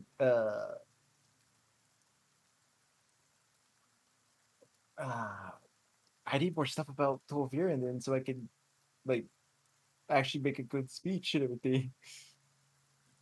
Just do something generic. Tolviran's grace is everywhere, blah, blah, blah. May the Wow. sun shine upon you. His son smiles on his children, blah, blah. the usual stuff. I just shoot Threx the most. Oh, I'm gonna get you for this. Look ever. Tybalt says, "Just quote the B movie the B movie script. Just quote the B No! movie script." Oh, Do you like jazz? please no. Anything but that. Okay. Hey guys, do you like jazz? No. Do we see the pater, Eh. whose name I forgot, around? The who? The priest of the Church of the Morning Lord. Oh, Father Lucian Petrovich. Yes. Yes. He is not around. You Um, guys have no idea where he's at. He's not been here the Okay. whole time. Wozek will clear his throat. And Thuxera will signal Gwyn to lift him up, so he's actually peeking over the crowd. come on. Why you guys And left, no It would be just Um, weird if there was this little dude that people can't even see preaching to them. Gwyn Why you guys lifts his doing bow that? Come on, man. in the style of Simba in Get it. Lion King. Da, Sabrina. Why me? Okay. Thank you, Gwen. Anytime. Look, Okay.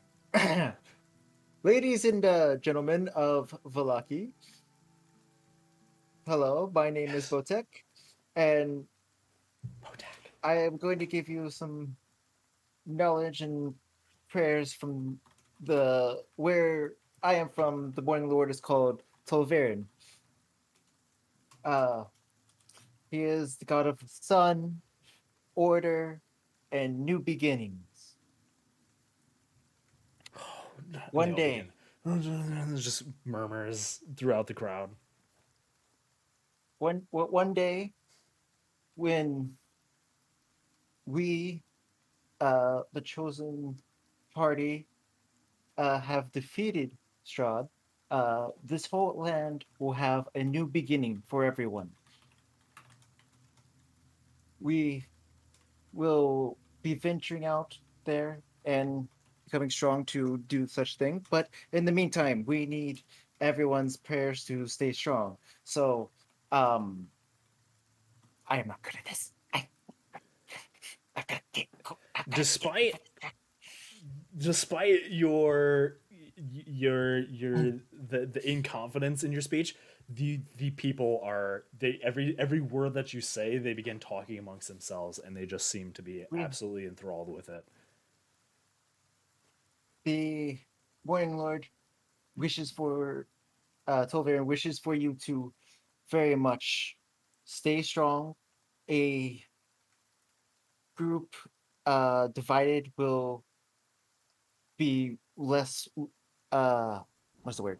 No, not less. Weakened compared to those that stay tight knit and close and As you're giving this together. speech, the rain begins to pick up, and you hear thunder begin to clash overhead.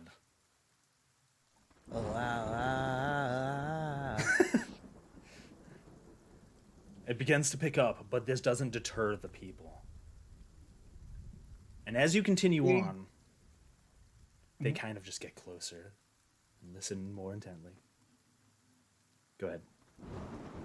uh, we will keep keeping each other close and treating each other as good friends and family is a good way to help the whole area, the whole community, to be stronger together. The wind begins to pick up as the weather seems to get worse and worse.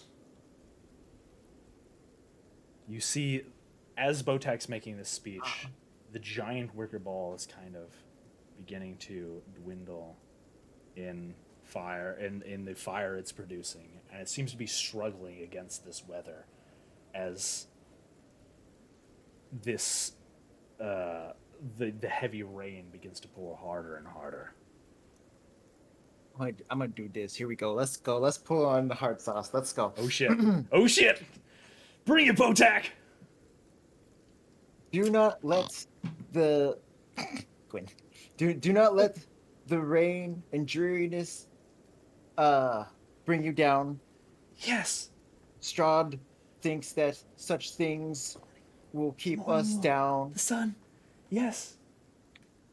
but one day soon again, the Closer. sun will shine upon all of us, and we will have better, happier days.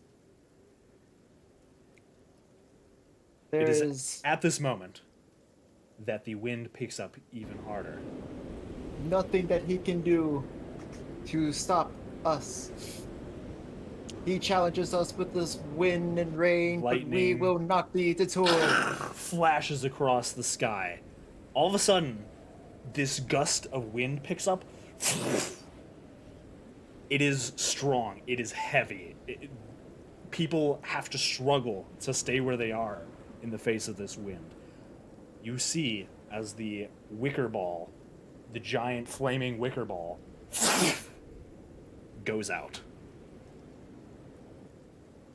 Gwen yeets the gnome at the wicker ball. Why no? Wait, Gwen, what are you doing? Distraction. Botak has moved towards the wicker ball, and they all kind of watch as Botak goes flying towards the wicker ball, lands in front of it. Botak, roll an acrobatics Freak it out, but- save. Roll an acrobatics check. I'm guessing that's. Oh crap! Why this? Okay. You died Yeah, to a you baby had the zombie. glorious Rip. idea to derail this situation completely, but that's even better. Thank you. Do I have advantage? Oh, I'm sorry, you died to a baby zombie, Umbral. Do I have advantage? You do not. It turns out The mighty three. the wind and rain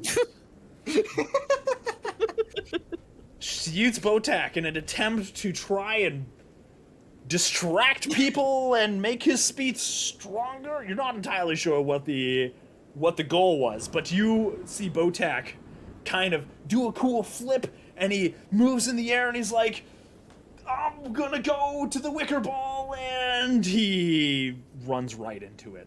As the wicker ball goes out, you just see Botak kind of just kind of get stuck into the wicker itself, and you see the back of Botak's legs as he kind of pulls himself out. I did The exactly how I Foxora wanted to. addresses the mass and is like, all right, everybody, before we go home today, there's You- one last thing. As you talk to them, as you kind of talk to them and begin to say things to them, you notice that they all of a sudden are not paying attention to you guys anymore. You see them, at least a huge portion of the crowd is looking down the main thoroughfare, the street. The ever-present mists of Barovia have been kind of kept at bay while you're in Vallaki. You've noticed that they're much less present while you guys are here. But looking down the street, you see kind of cascading towards you, enveloping building after building, a heavy, opaque wall of cloud and vapor pouring over the town landscape as it moves forward. The townspeople look towards Botak, kind of nervously. They start backing up. They move towards him, begin clamoring in his direction. There's murmurs growing louder and louder as this mist begins to encroach towards your group. What are you guys doing? Can I shout? Yes, you can. That is a thing you can do. Okay. Jonoko, thank you for the raid. Hey, yo. I know go. Oh. Anyway, I hope your stream was good. Welcome to D&D. let's see.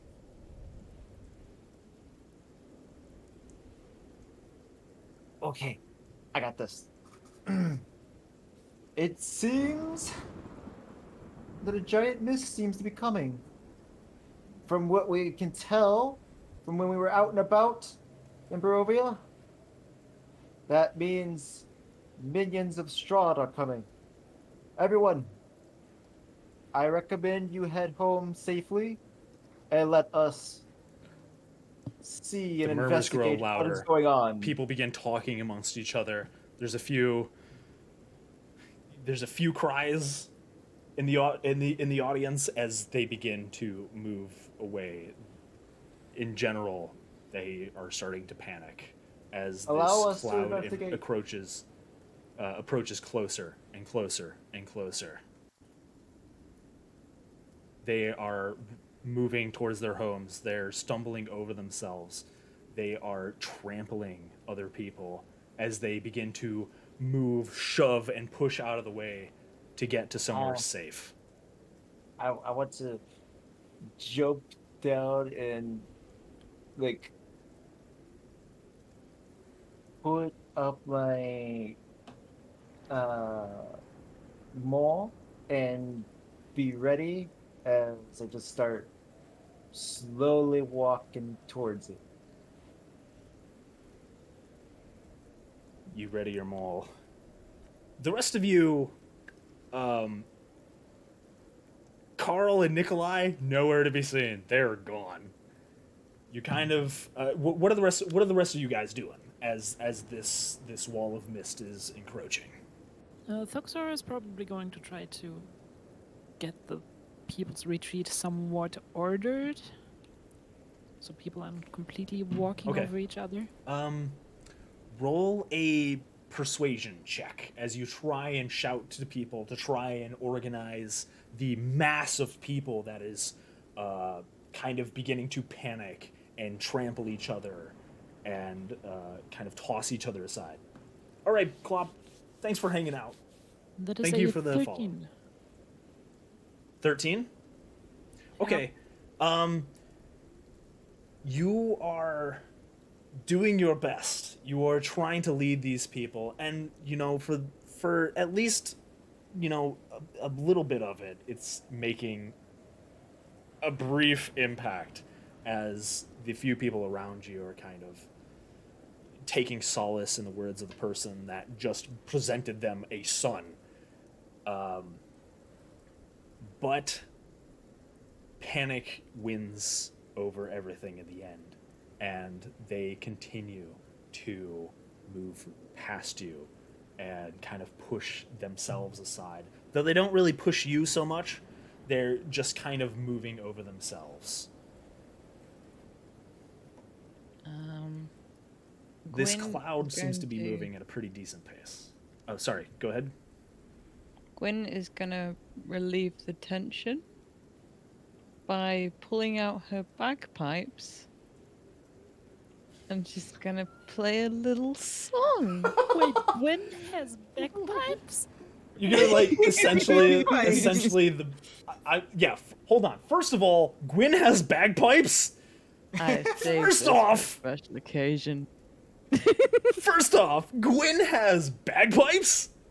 Fuck yeah, she does. This is the first I'm hearing of this, and I Oh, need to no. hear it.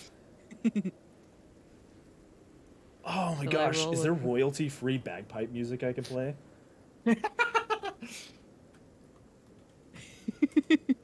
It's Well, Gwyn's Tama- special trump card. Tama, now that you brought this up, No! Why? Oh no! Look what you have done, Tama. Well, I found some Scottish bagpipes, though it's not very appropriate for the situation.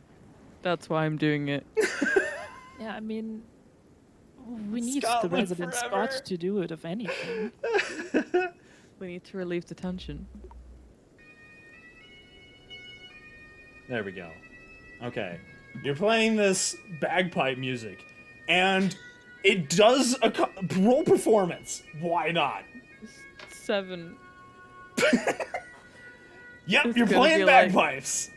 It goes It's going to over be bagpipes, yes? about as you would expect someone to pull out of bagpipes in the middle of a panic to go over. People are panicking and moving past you, but good thing they are avoiding the heck out of Gwyn. They are they're just you're a rock in the middle of the river of moving people as this bagpipe plays Hell in the middle of this Bagpipe in a crowd. thunderstorm. The cloud is approaching closer and closer and closer. Irina kind of draws her short sword. Guys, do we have a plan? The plan is orderly retreat. I guess. I You think. guys are noting how fast the fog is coming towards you. It didn't seem as fast because it was far away, but the closer it gets, the faster it is going. And it's exponentially, you can see it faster and faster and faster. And as you guys begin to move away and try and retreat, the you notice that the source of this cloud pouring over the town landscape, though obscured, seems to be a single point in the middle of the road from where the mist is thickest and seems to be spreading from, moving very quickly towards your direction. It approaches the town square at an extremely rapid pace. And as you guys turn to retreat, it is very little time before it is pretty much to you guys. As it gets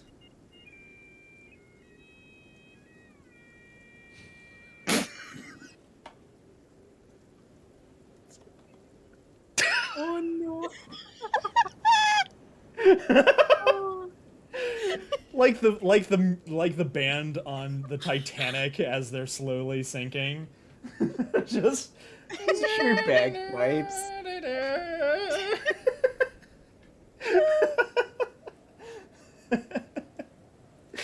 one have a last bagpipe cover. round, guys. We have a bagpipe cover of My Heart Will Go On.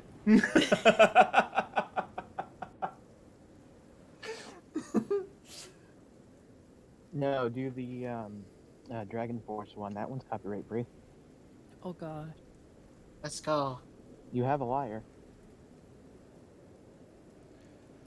The people you- are as fast as they're trying to go. This big of a group of people doesn't move very quickly, and it is not much time before this cloud has approached you, and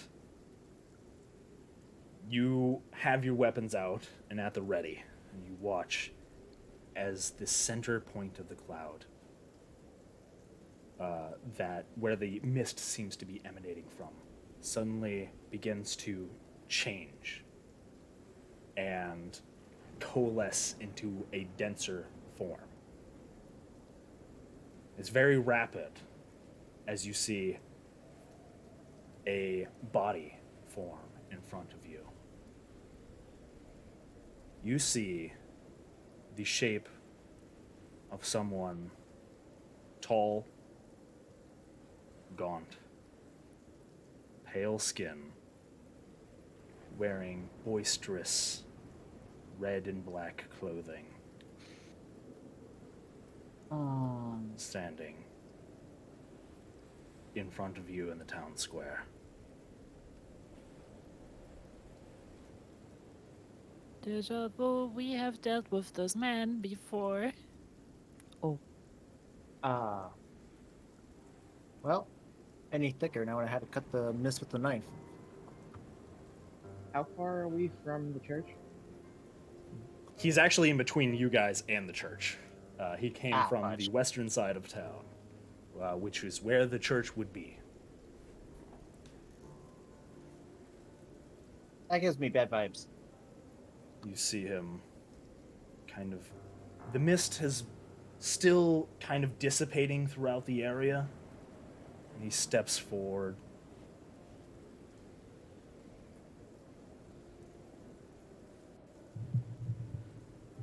Tell me, what auspicious occasion brings so many rats from their holes? Oh, hey, fuckface, how you been? He looks Didn't towards expect you to see you around. for a brief moment and looks out over everybody. And as he does, and he moves forward, you see not just his shape, but another shape move out of the cloud of mist, humanoid, and another one, and another one. all of them long, sharp claws, hungry red eyes, sharp teeth. Vampire spawn. Similar see. to what you had seen underneath the church. I see You you brought some friends. Well, Lord Strahd, we Okay. did not actually expect our little celebration here to draw your attention. Do you fancy a good festival, or... Yes, I assure you didn't expect me. Well, I did not receive an invitation. But why would I? Like the rest of you, I am not here to appeal and grovel to the fattest rat. And he looks towards the burgomaster, who is cowering. He is up against the side of like in between the fountain and the float that the wicker ball had been propped up onto, and he is just, you can see him almost crying in the corner as he tries to hide himself as best as possible with no Is he guard. actually fat? The guard, I he's remember him he's being not fat. actually that fat. He's pretty lithe. Well, that's not nice. He may be So a much for rat, but he's smiling. not that fat. So much for smiling. Yes, despite how much they grovel to him. That he might save them from the predators eyeing from above. They do not know that the fat rat cannot fight, cannot run. In fact, he only talks.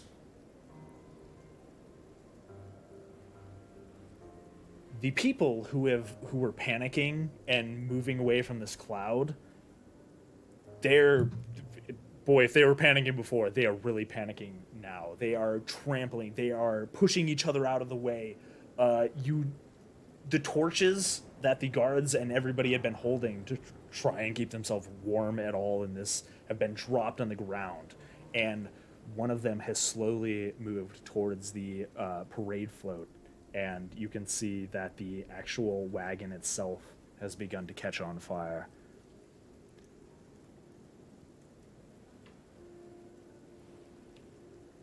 You see Strahd begin to lift off of the ground as he kind of begins to hover in midair a little bit.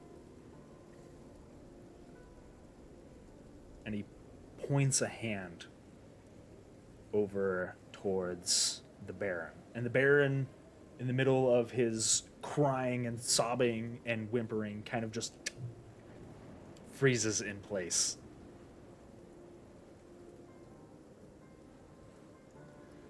For 1,000 moons, I have left this pitiful gathering of rats to do as it pleases. Let them scurry about.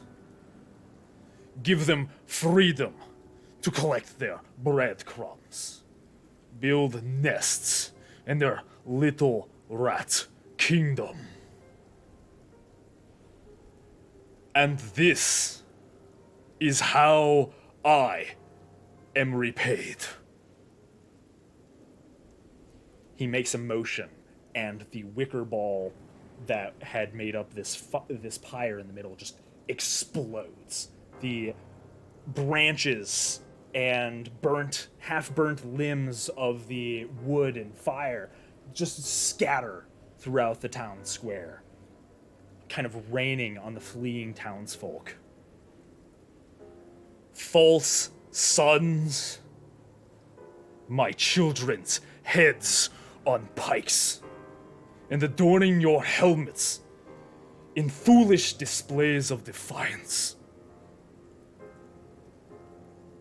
You have all forgotten that you are parasites upon my land. And you, Strahd begins to move towards, kind of floating in the air, begins to move towards the Burgomaster, kind of moves over your group, and sets down his feet in front of the Burgomaster. Are you guys doing anything, or are you guys just watching?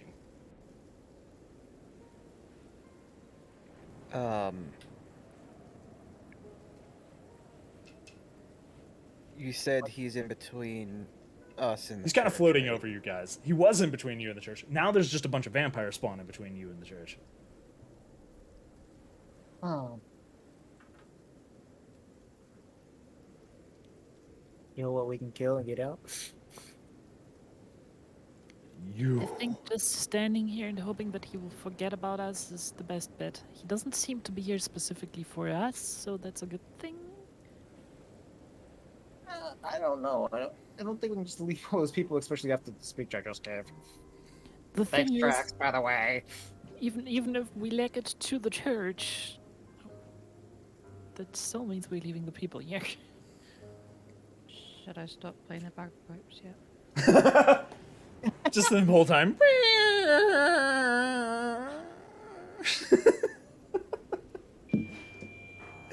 No, keep playing them.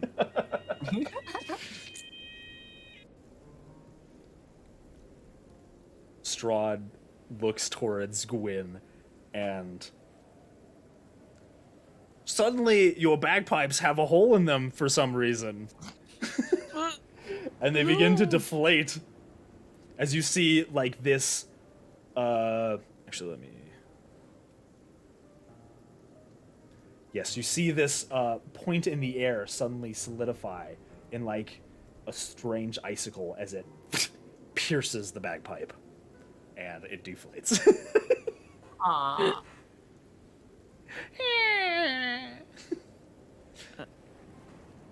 I'm not happy. Strahd just gives you a glare. And he looks towards the other people as they're fleeing and trying to get as far away from this area as possible. Again, a wave of his hand, and from the depths of the mist that have begun encircling the area and spreading throughout the town, you see large furred figures, huge dire wolves, confront the fleeing villagers in front of them, kind of growling, baring their teeth. The villagers all stop and begin to turn the other way, going towards the nearest alleyways. Again, another dire wolf down one alleyway, another dire wolf down the other, continuously blocking them as they try to escape.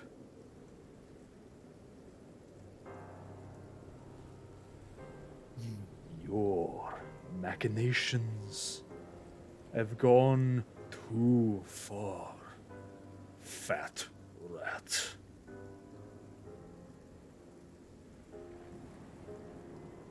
He looks towards your group, specifically towards Irina. You dared to lay a hand on my Tatiana. Oh, not this shit again. Crap. Lay a hand. Who touched her? Gwyn takes the broken bagpipe and shoves the bag over the head of and says, "She's not here." What, Irina? What are you talking about? Well, the Gwen, person who no, laid hand on Crowley. her is dead.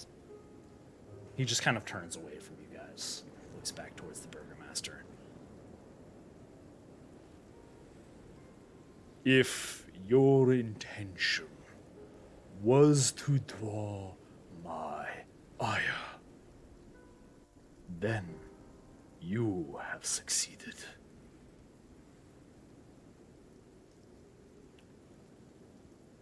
He turns back towards your group.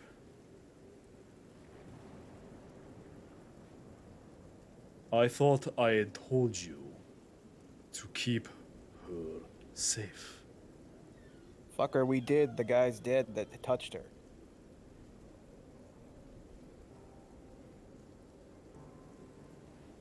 You let her beautiful skin be singed.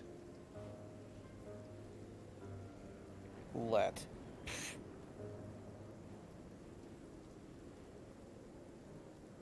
Well, do you have anything do you have anything to say in your defense?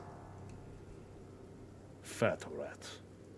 He turns back to the burgomaster, and the burgomaster is suddenly released from his brief paralysis. Please. We were only trying to stay happy that we could serve you greater. That we could produce something for you. My lord.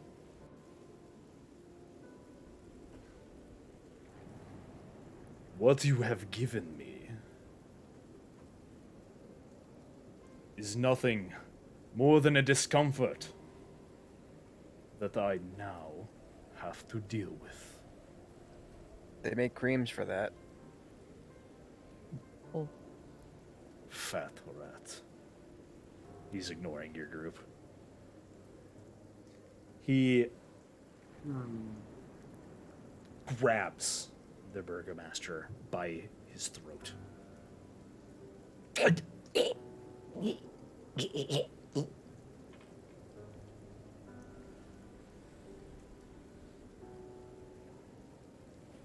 Let us see where your little rat kingdom goes now. He thrusts his hand forward with an insane speed. Just gonna see if the burgomaster insta-dies.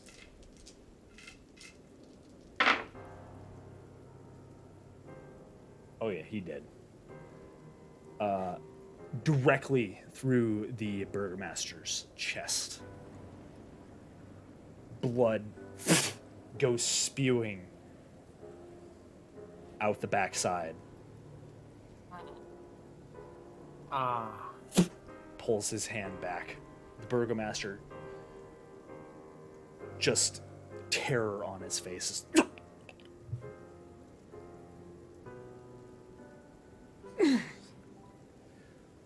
Falls over as Strahd casts him aside. Now, let us see how we should handle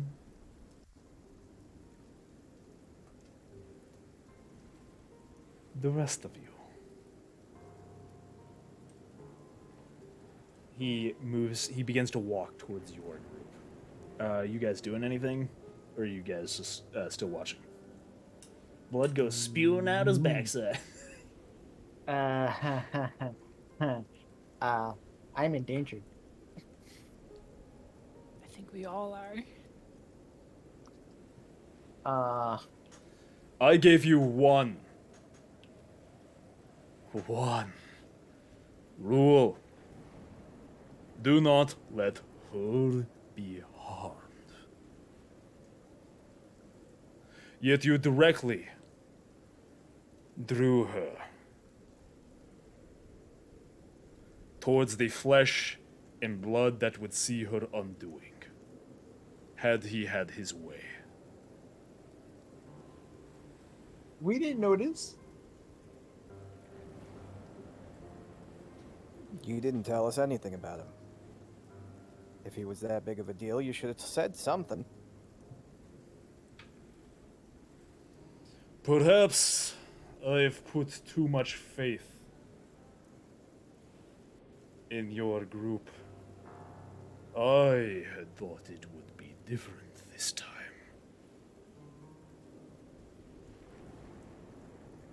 But every time I am disappointed.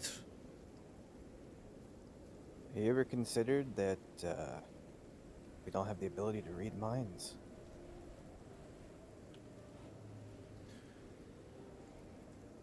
Your You ever thought of better shortcomings. explanations? Maybe like some pamphlets or something. I will not make up for your misgivings. You are to succeed me on my throne. Do not give me excuses for your failings. Well, I mean, when you're set up for failure, I had thought you would overcome such obstacles, but apparently I was mistaken. I mean, we did kill him. He is dead. His guts are all over the Burgomeister's banner. Mm-hmm. Specifically on the roof. She is safe. Totem She dead. has been healed. I do not want to hear excuses. I do not have pity for the insects that crawl upon my realm. Yeah, well, I don't want to hear rain, but here we are. And why the fuck did you take over a realm where there's people that exist here? If you wanted to have nothing, why didn't you pick a different realm? If there's such an inconvenience. My realm exists to serve me, and I will make sure that it happens. No bones are going to prevent that. You can try to consecrate the church. It will do you nothing. Do you think that Saint Andrel has any power in my realm? I don't know, does he? I put No, I him honestly down. have to ask you, if you don't want Tertiana to be heard, why are you doing your best to get her into harm's way? Just to piss us off. You're right. I had thought that giving her her free will to do as she pleases would give her enough time to sort things out, see things from a different perspective. But maybe I was mistaken. Maybe I should have taken her myself long ago. But I have done that thousands of times already, and every time she eludes me. I thought things would be different this time. to be. We are always meant to be. We were always meant to be. And there is nothing that is going to keep us apart. Tatiana, give up this charade. Take my hand, and you don't have to see any of the suffering. You see the people behind him being harried back and forth by these dire wolves and vampire spawn as they move around, trying to find desperately a place to escape, but to no avail. A lot of them have simply just taken to trying to cower around the fountain.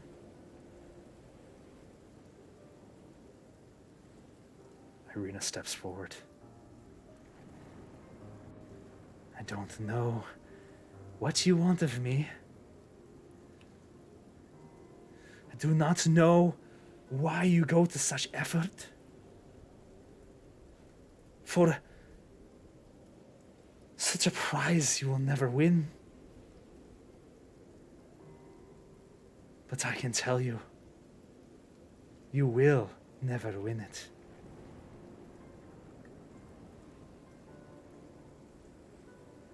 I know that no matter what happens, you will continue to spread your fear and your torment wherever you go. Because that is all you are. That is all I've seen. That is all my father saw and his father before him. I've been told all the stories.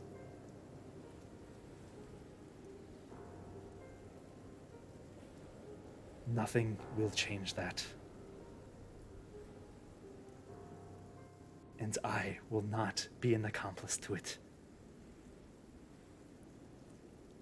Strahd brings back his hand.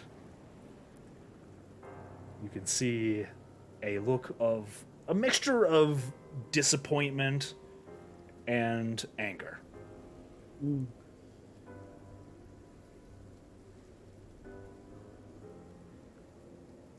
Very well, then.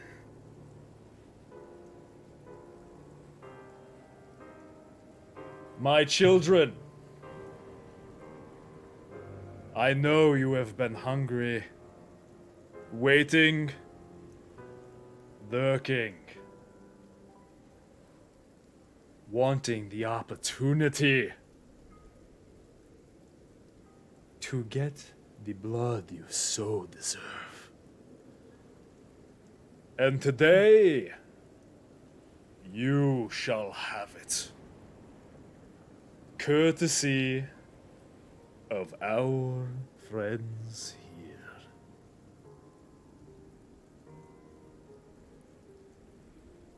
Let the feast begin. Hold on. He stops for a moment and looks towards you, Crowley. So you're telling me, because you can't get your way, you're gonna throw a hissy fit and kill all these people? You're how old?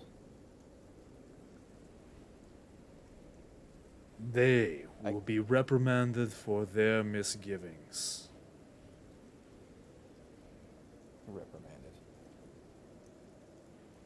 They will learn that they are the parasites. That their smiles are nothing but a fleeting experience of joy that they did not earn, they did not deserve. Now, he waves his hand in the air, and the vampire spawn begin to move towards the town people and descend upon them. And your group as well. Oh boy. Okay, well, here we go. Can you probably just fire an arrow right at Strahd's face? You can? Yes, you totally can, as we roll initiative. I mean, we're gonna have to roll initiative anyway, right? Yeah. We're gonna roll initiative, and It's half 11 for me. This you is know. yeah, this actually, I don't think we're gonna, as much as I don't think we're gonna get through this whole battle. I think Without we might have to me. stop it here. Unless Which- you want to this puppet is me, I don't mind. No. So This is It how the is story already- was going to Sorry. end. This battle is probably gonna take a while, and I'm I sorry. think that Aww. that might have to be where we stop. as much as I hate to say it, I know it's Chachi's last time, and I was hoping I should have pushed through should have pushed through everything faster, but You know what? I blame Thrix. Wow. She made me do a speech. She Listen, made I me just- do a speech, and that took up so much time. I just wanted to be Botek nice and cool. No, I I'm loved the shocked. speech. That was the best. That was Botak's Oh, that was moment the to worst. shine. It was amazing. It was such a good Botak moment. Oh man. I don't mind if you want to puppet me. I can, or I can. step No, longer no, if you that's it, this battle's gonna take a long. I think it's gonna take probably it's gonna take at the very least an hour or two, and we've already been Okay. going on like 3 hours at this point. So, as much as I really want to, I know it's Chachi's last stream and everything, but I know, I feel bad. there's only as much as there's only so much time that we can have. I do, Chachi, if you're ever around again, if you ever got another Monday off, or however, if you ever want to join for some more D&D and stuff like that, I really hope that we can play it and figure out the scheduling and all that stuff. It's Yeah. Chachi's got. I'll explain. Okay, so ladies and gentlemen from Waffles stream, before a few weeks ago, I had gotten a new job. It is a government job. It is 9 to 5. So literally, I will not be able to be playing D&D. I can't join in because we start way before I would get home. Like, if I was to join, it would literally be 2 hours after we would start today, and then we would go for probably an hour or so because Tama would then be dead. Yeah, it's. So We discussed some scheduling. yeah, we stuff, tried to but find a it's- day, but there's yeah. just nothing that we could do. Very. It's unfortunate. lot. It very much sucks. I really, really, really wish I could continue on with everybody and have fun, and definitely too. not be yeeted again. What? Oh, that was so good though. I loved Botak's speech. It was really cool. It was seriously awesome to I feel like I Botak could with do all that, better. and then Strahd showing up. I Strahd felt was like I not a could fan do of your better if speech. Trix was just He was like, "Fuck the He's like, morning. oh, just little gnome. How dare? Don't like that. dare you Not come cool, to me." man." Fuck your house, Strahd. Ooh, adulting, lol, no. Yeah, exactly. Yeah, it sucks. Adulting sucks. Sir Fraser and Tybalt says congrats though on the job, Yeah. on getting a job. It's on one hand I'm sad, on the other hand, I'm happy that you landed the job and stuff like that, and yeah, I wish you the best of luck with it. Yeah. I hope the job is a Yeah. good experience for you. Right? I find out my schedule on Thursday and Friday, and normally it is like Monday through Friday, starting at 9 and going to 5. But if I have Monday off next week, I will let you guys know by Saturday to see if we can actually do this. But if not, then you're gonna have to puppet me, Waffles. Yeah. So yeah, we'll have to figure out what to do with Chachi. We'll have to figure out what's going on there with Botak. I mean, The solution is easy. Waffles will just win the lottery and then give it buy us all to all Chachi. a, So that he doesn't have to work town ever. where we can all live together without working. Yes, ever. only D&D streaming Yeah. all the time. Only we all play D&D. That's my one. I win the lottery. I'm like, you guys have a free place to live, but you have to play D&D with me forever. Can I Deal. always get my shiny first? No shiny, only D&D.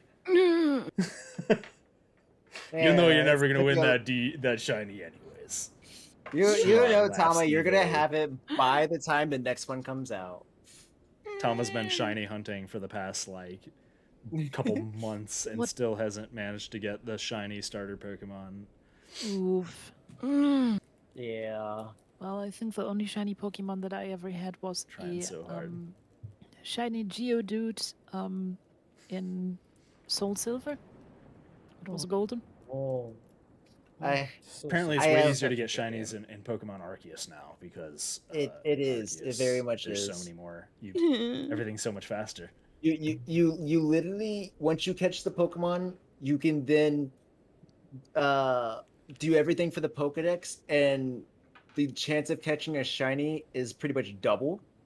So it would take half the time. And there's there's an area, there's like spawn locations that will pop up every so often in certain areas. It'll be like, hey, there's a mass amount of, like, say, Vulpix spawning. It gives you the chance of getting a shiny even more. You're colorblind, so shiny hunting is hard. Oh my! Oh, Oh, I never even thought no. about that. Yeah, shiny hunting while colorblind would be a Don't they actually bitch. have like a little sparkle animation that pops off of them? Yeah, but it's like it's not Mhm. as apparent, you know. Yeah. But yeah, I have also never caught a shiny. Oh. So Arceus, I am playing it. I am trying to complete some Pokedex for it, so to actually catch a shiny. Thomas caught 2 shinies. You No, caught 2 I got shinies? two. No, I got 2 fucking shiny Starlies that I couldn't catch. Oh yeah, that's the starting Oh, no. battle. Tommy, Yeah. no. Yeah, I'm Going gonna for a miss third one. Chachi Let's go. too. Oh man, so Yeah. maybe we can do like a special or something like that if everybody's schedule coincides. I can do a like a special episode on whatever day that our schedules manage to coincide together or something like that. Maybe during like a holiday or something. We can have a holiday Yeah. special. The holiday special we've all been waiting This for. time for real. Yeah. Is it real? Cue Nightmare Before Christmas, Barovia. What's this? What's this? There's magic in the air. Strahd's minions everywhere. Listen, I was, if Tama wouldn't have done the Yeet the Gnome, I would have totally animated the crowd to basically sing songs with me. Kumbaya, my lord. Oh, Sir Fraser, I didn't even see that gifted sub. I'm so sorry. I'm a jerk. I totally missed that, Sir. How did I miss the gifted sub? I'm a jerk. Thank you, Sir Fraser. Oh, I appreciate it. Oh, thank you so much. Got tick, snipe tick. But yeah, that's gonna do it for tonight, I think. Chachi, I will make sure I'll send you. I do upload the Curse of Strahd. Actually, set uploads the Curse of Strahd videos to my YouTube, so I can send you those if you want to keep up to date with what's happening and all that stuff. Botac will still be a part of it. We just might have to puppet him. Might have to NPC. He might have to be a glorious NPC for a little bit. But we'll have to figure I it was out. going to suggest that he basically takes over the town now that not take it out. Tech you, Burgomaster. Let's go. Botac is the Burgomaster Morning dead, Lord. But the problem is, as it looks right now, I don't think there's anybody who's going to survive. Botac is the Morning Lord. Are you ready for the morning, Lord? Are you ready for the Morning Lord? Are you ready for the Ready as I morning, can Lord? be. The fear will set you free. Let's find somebody to raid. Oh my goodness. I All right, will wait, be going Chachi, on. are you still streaming? We can raid. Yeah, we can raid Chachi. Taking my party, and we're going to continue on my adventures in Elden Ring and fighting more magics for me to use. Ooh, Okay. you're being a wizard. Yes, I always, in every game, I will always go for magic classes and stuff like that first before anything else. I enjoy the magic. Well, now here's magic's the so big good. question. Oh. Which outfit are you using? Because luckily for a wizard, you can mostly do fashion souls. I'll just I go right big now bag. only have the default. I I go only naked have man the with a default. hammer. Like I have a lot of armor, but if I put on any of it, it immediately goes to heavy roll, and I'm just like, I can't do that. I cannot do that. Yeah, I liked that version too, Tibble. The morning Lord will never give you up. The morning Lord will never let you down. He will never run around and desert no. you. But if you guys do want to come over to the stream, before we switch games, I recently met a music producer, and he has actually made a song specifically for me that is completely DMCA because it is made by him for me Nice. for my streams and for me when I'm dancing on Wednesdays. Oh, hell yeah. That sounds So awesome. I'm gonna give everyone a quick preview of that song. Heck yeah. Oh, I'm so curious. Okay, well, everybody, give Chachi your best. Go give Chachi some love. We're gonna give him a nice raid. Are you playing that song now then, or are you? Yeah, just about ready to. When Heck if yeah. you want to raid, I can do it now. Yep, And I'm Archie, don't I'm forget ready to to skill raid. Dex. Dex is important for wizard because Dex will allow you to chain cast faster. Remember, build that dex up. Thank you guys for hanging out and watching some good old D&D. I really have fun. It's a different energy than my channel usually has, but I like D&D. What can I say? It's a near dear fun hobby for me. So I hope you guys all appreciate it too. So more D&D on Mondays. We'll have to. I don't know about next Monday. We got to figure things out, but I do plan on continuing. Give Chachi love. Bye bye, everybody. Yes. Bye bye. You heard it from Tama. Buenas.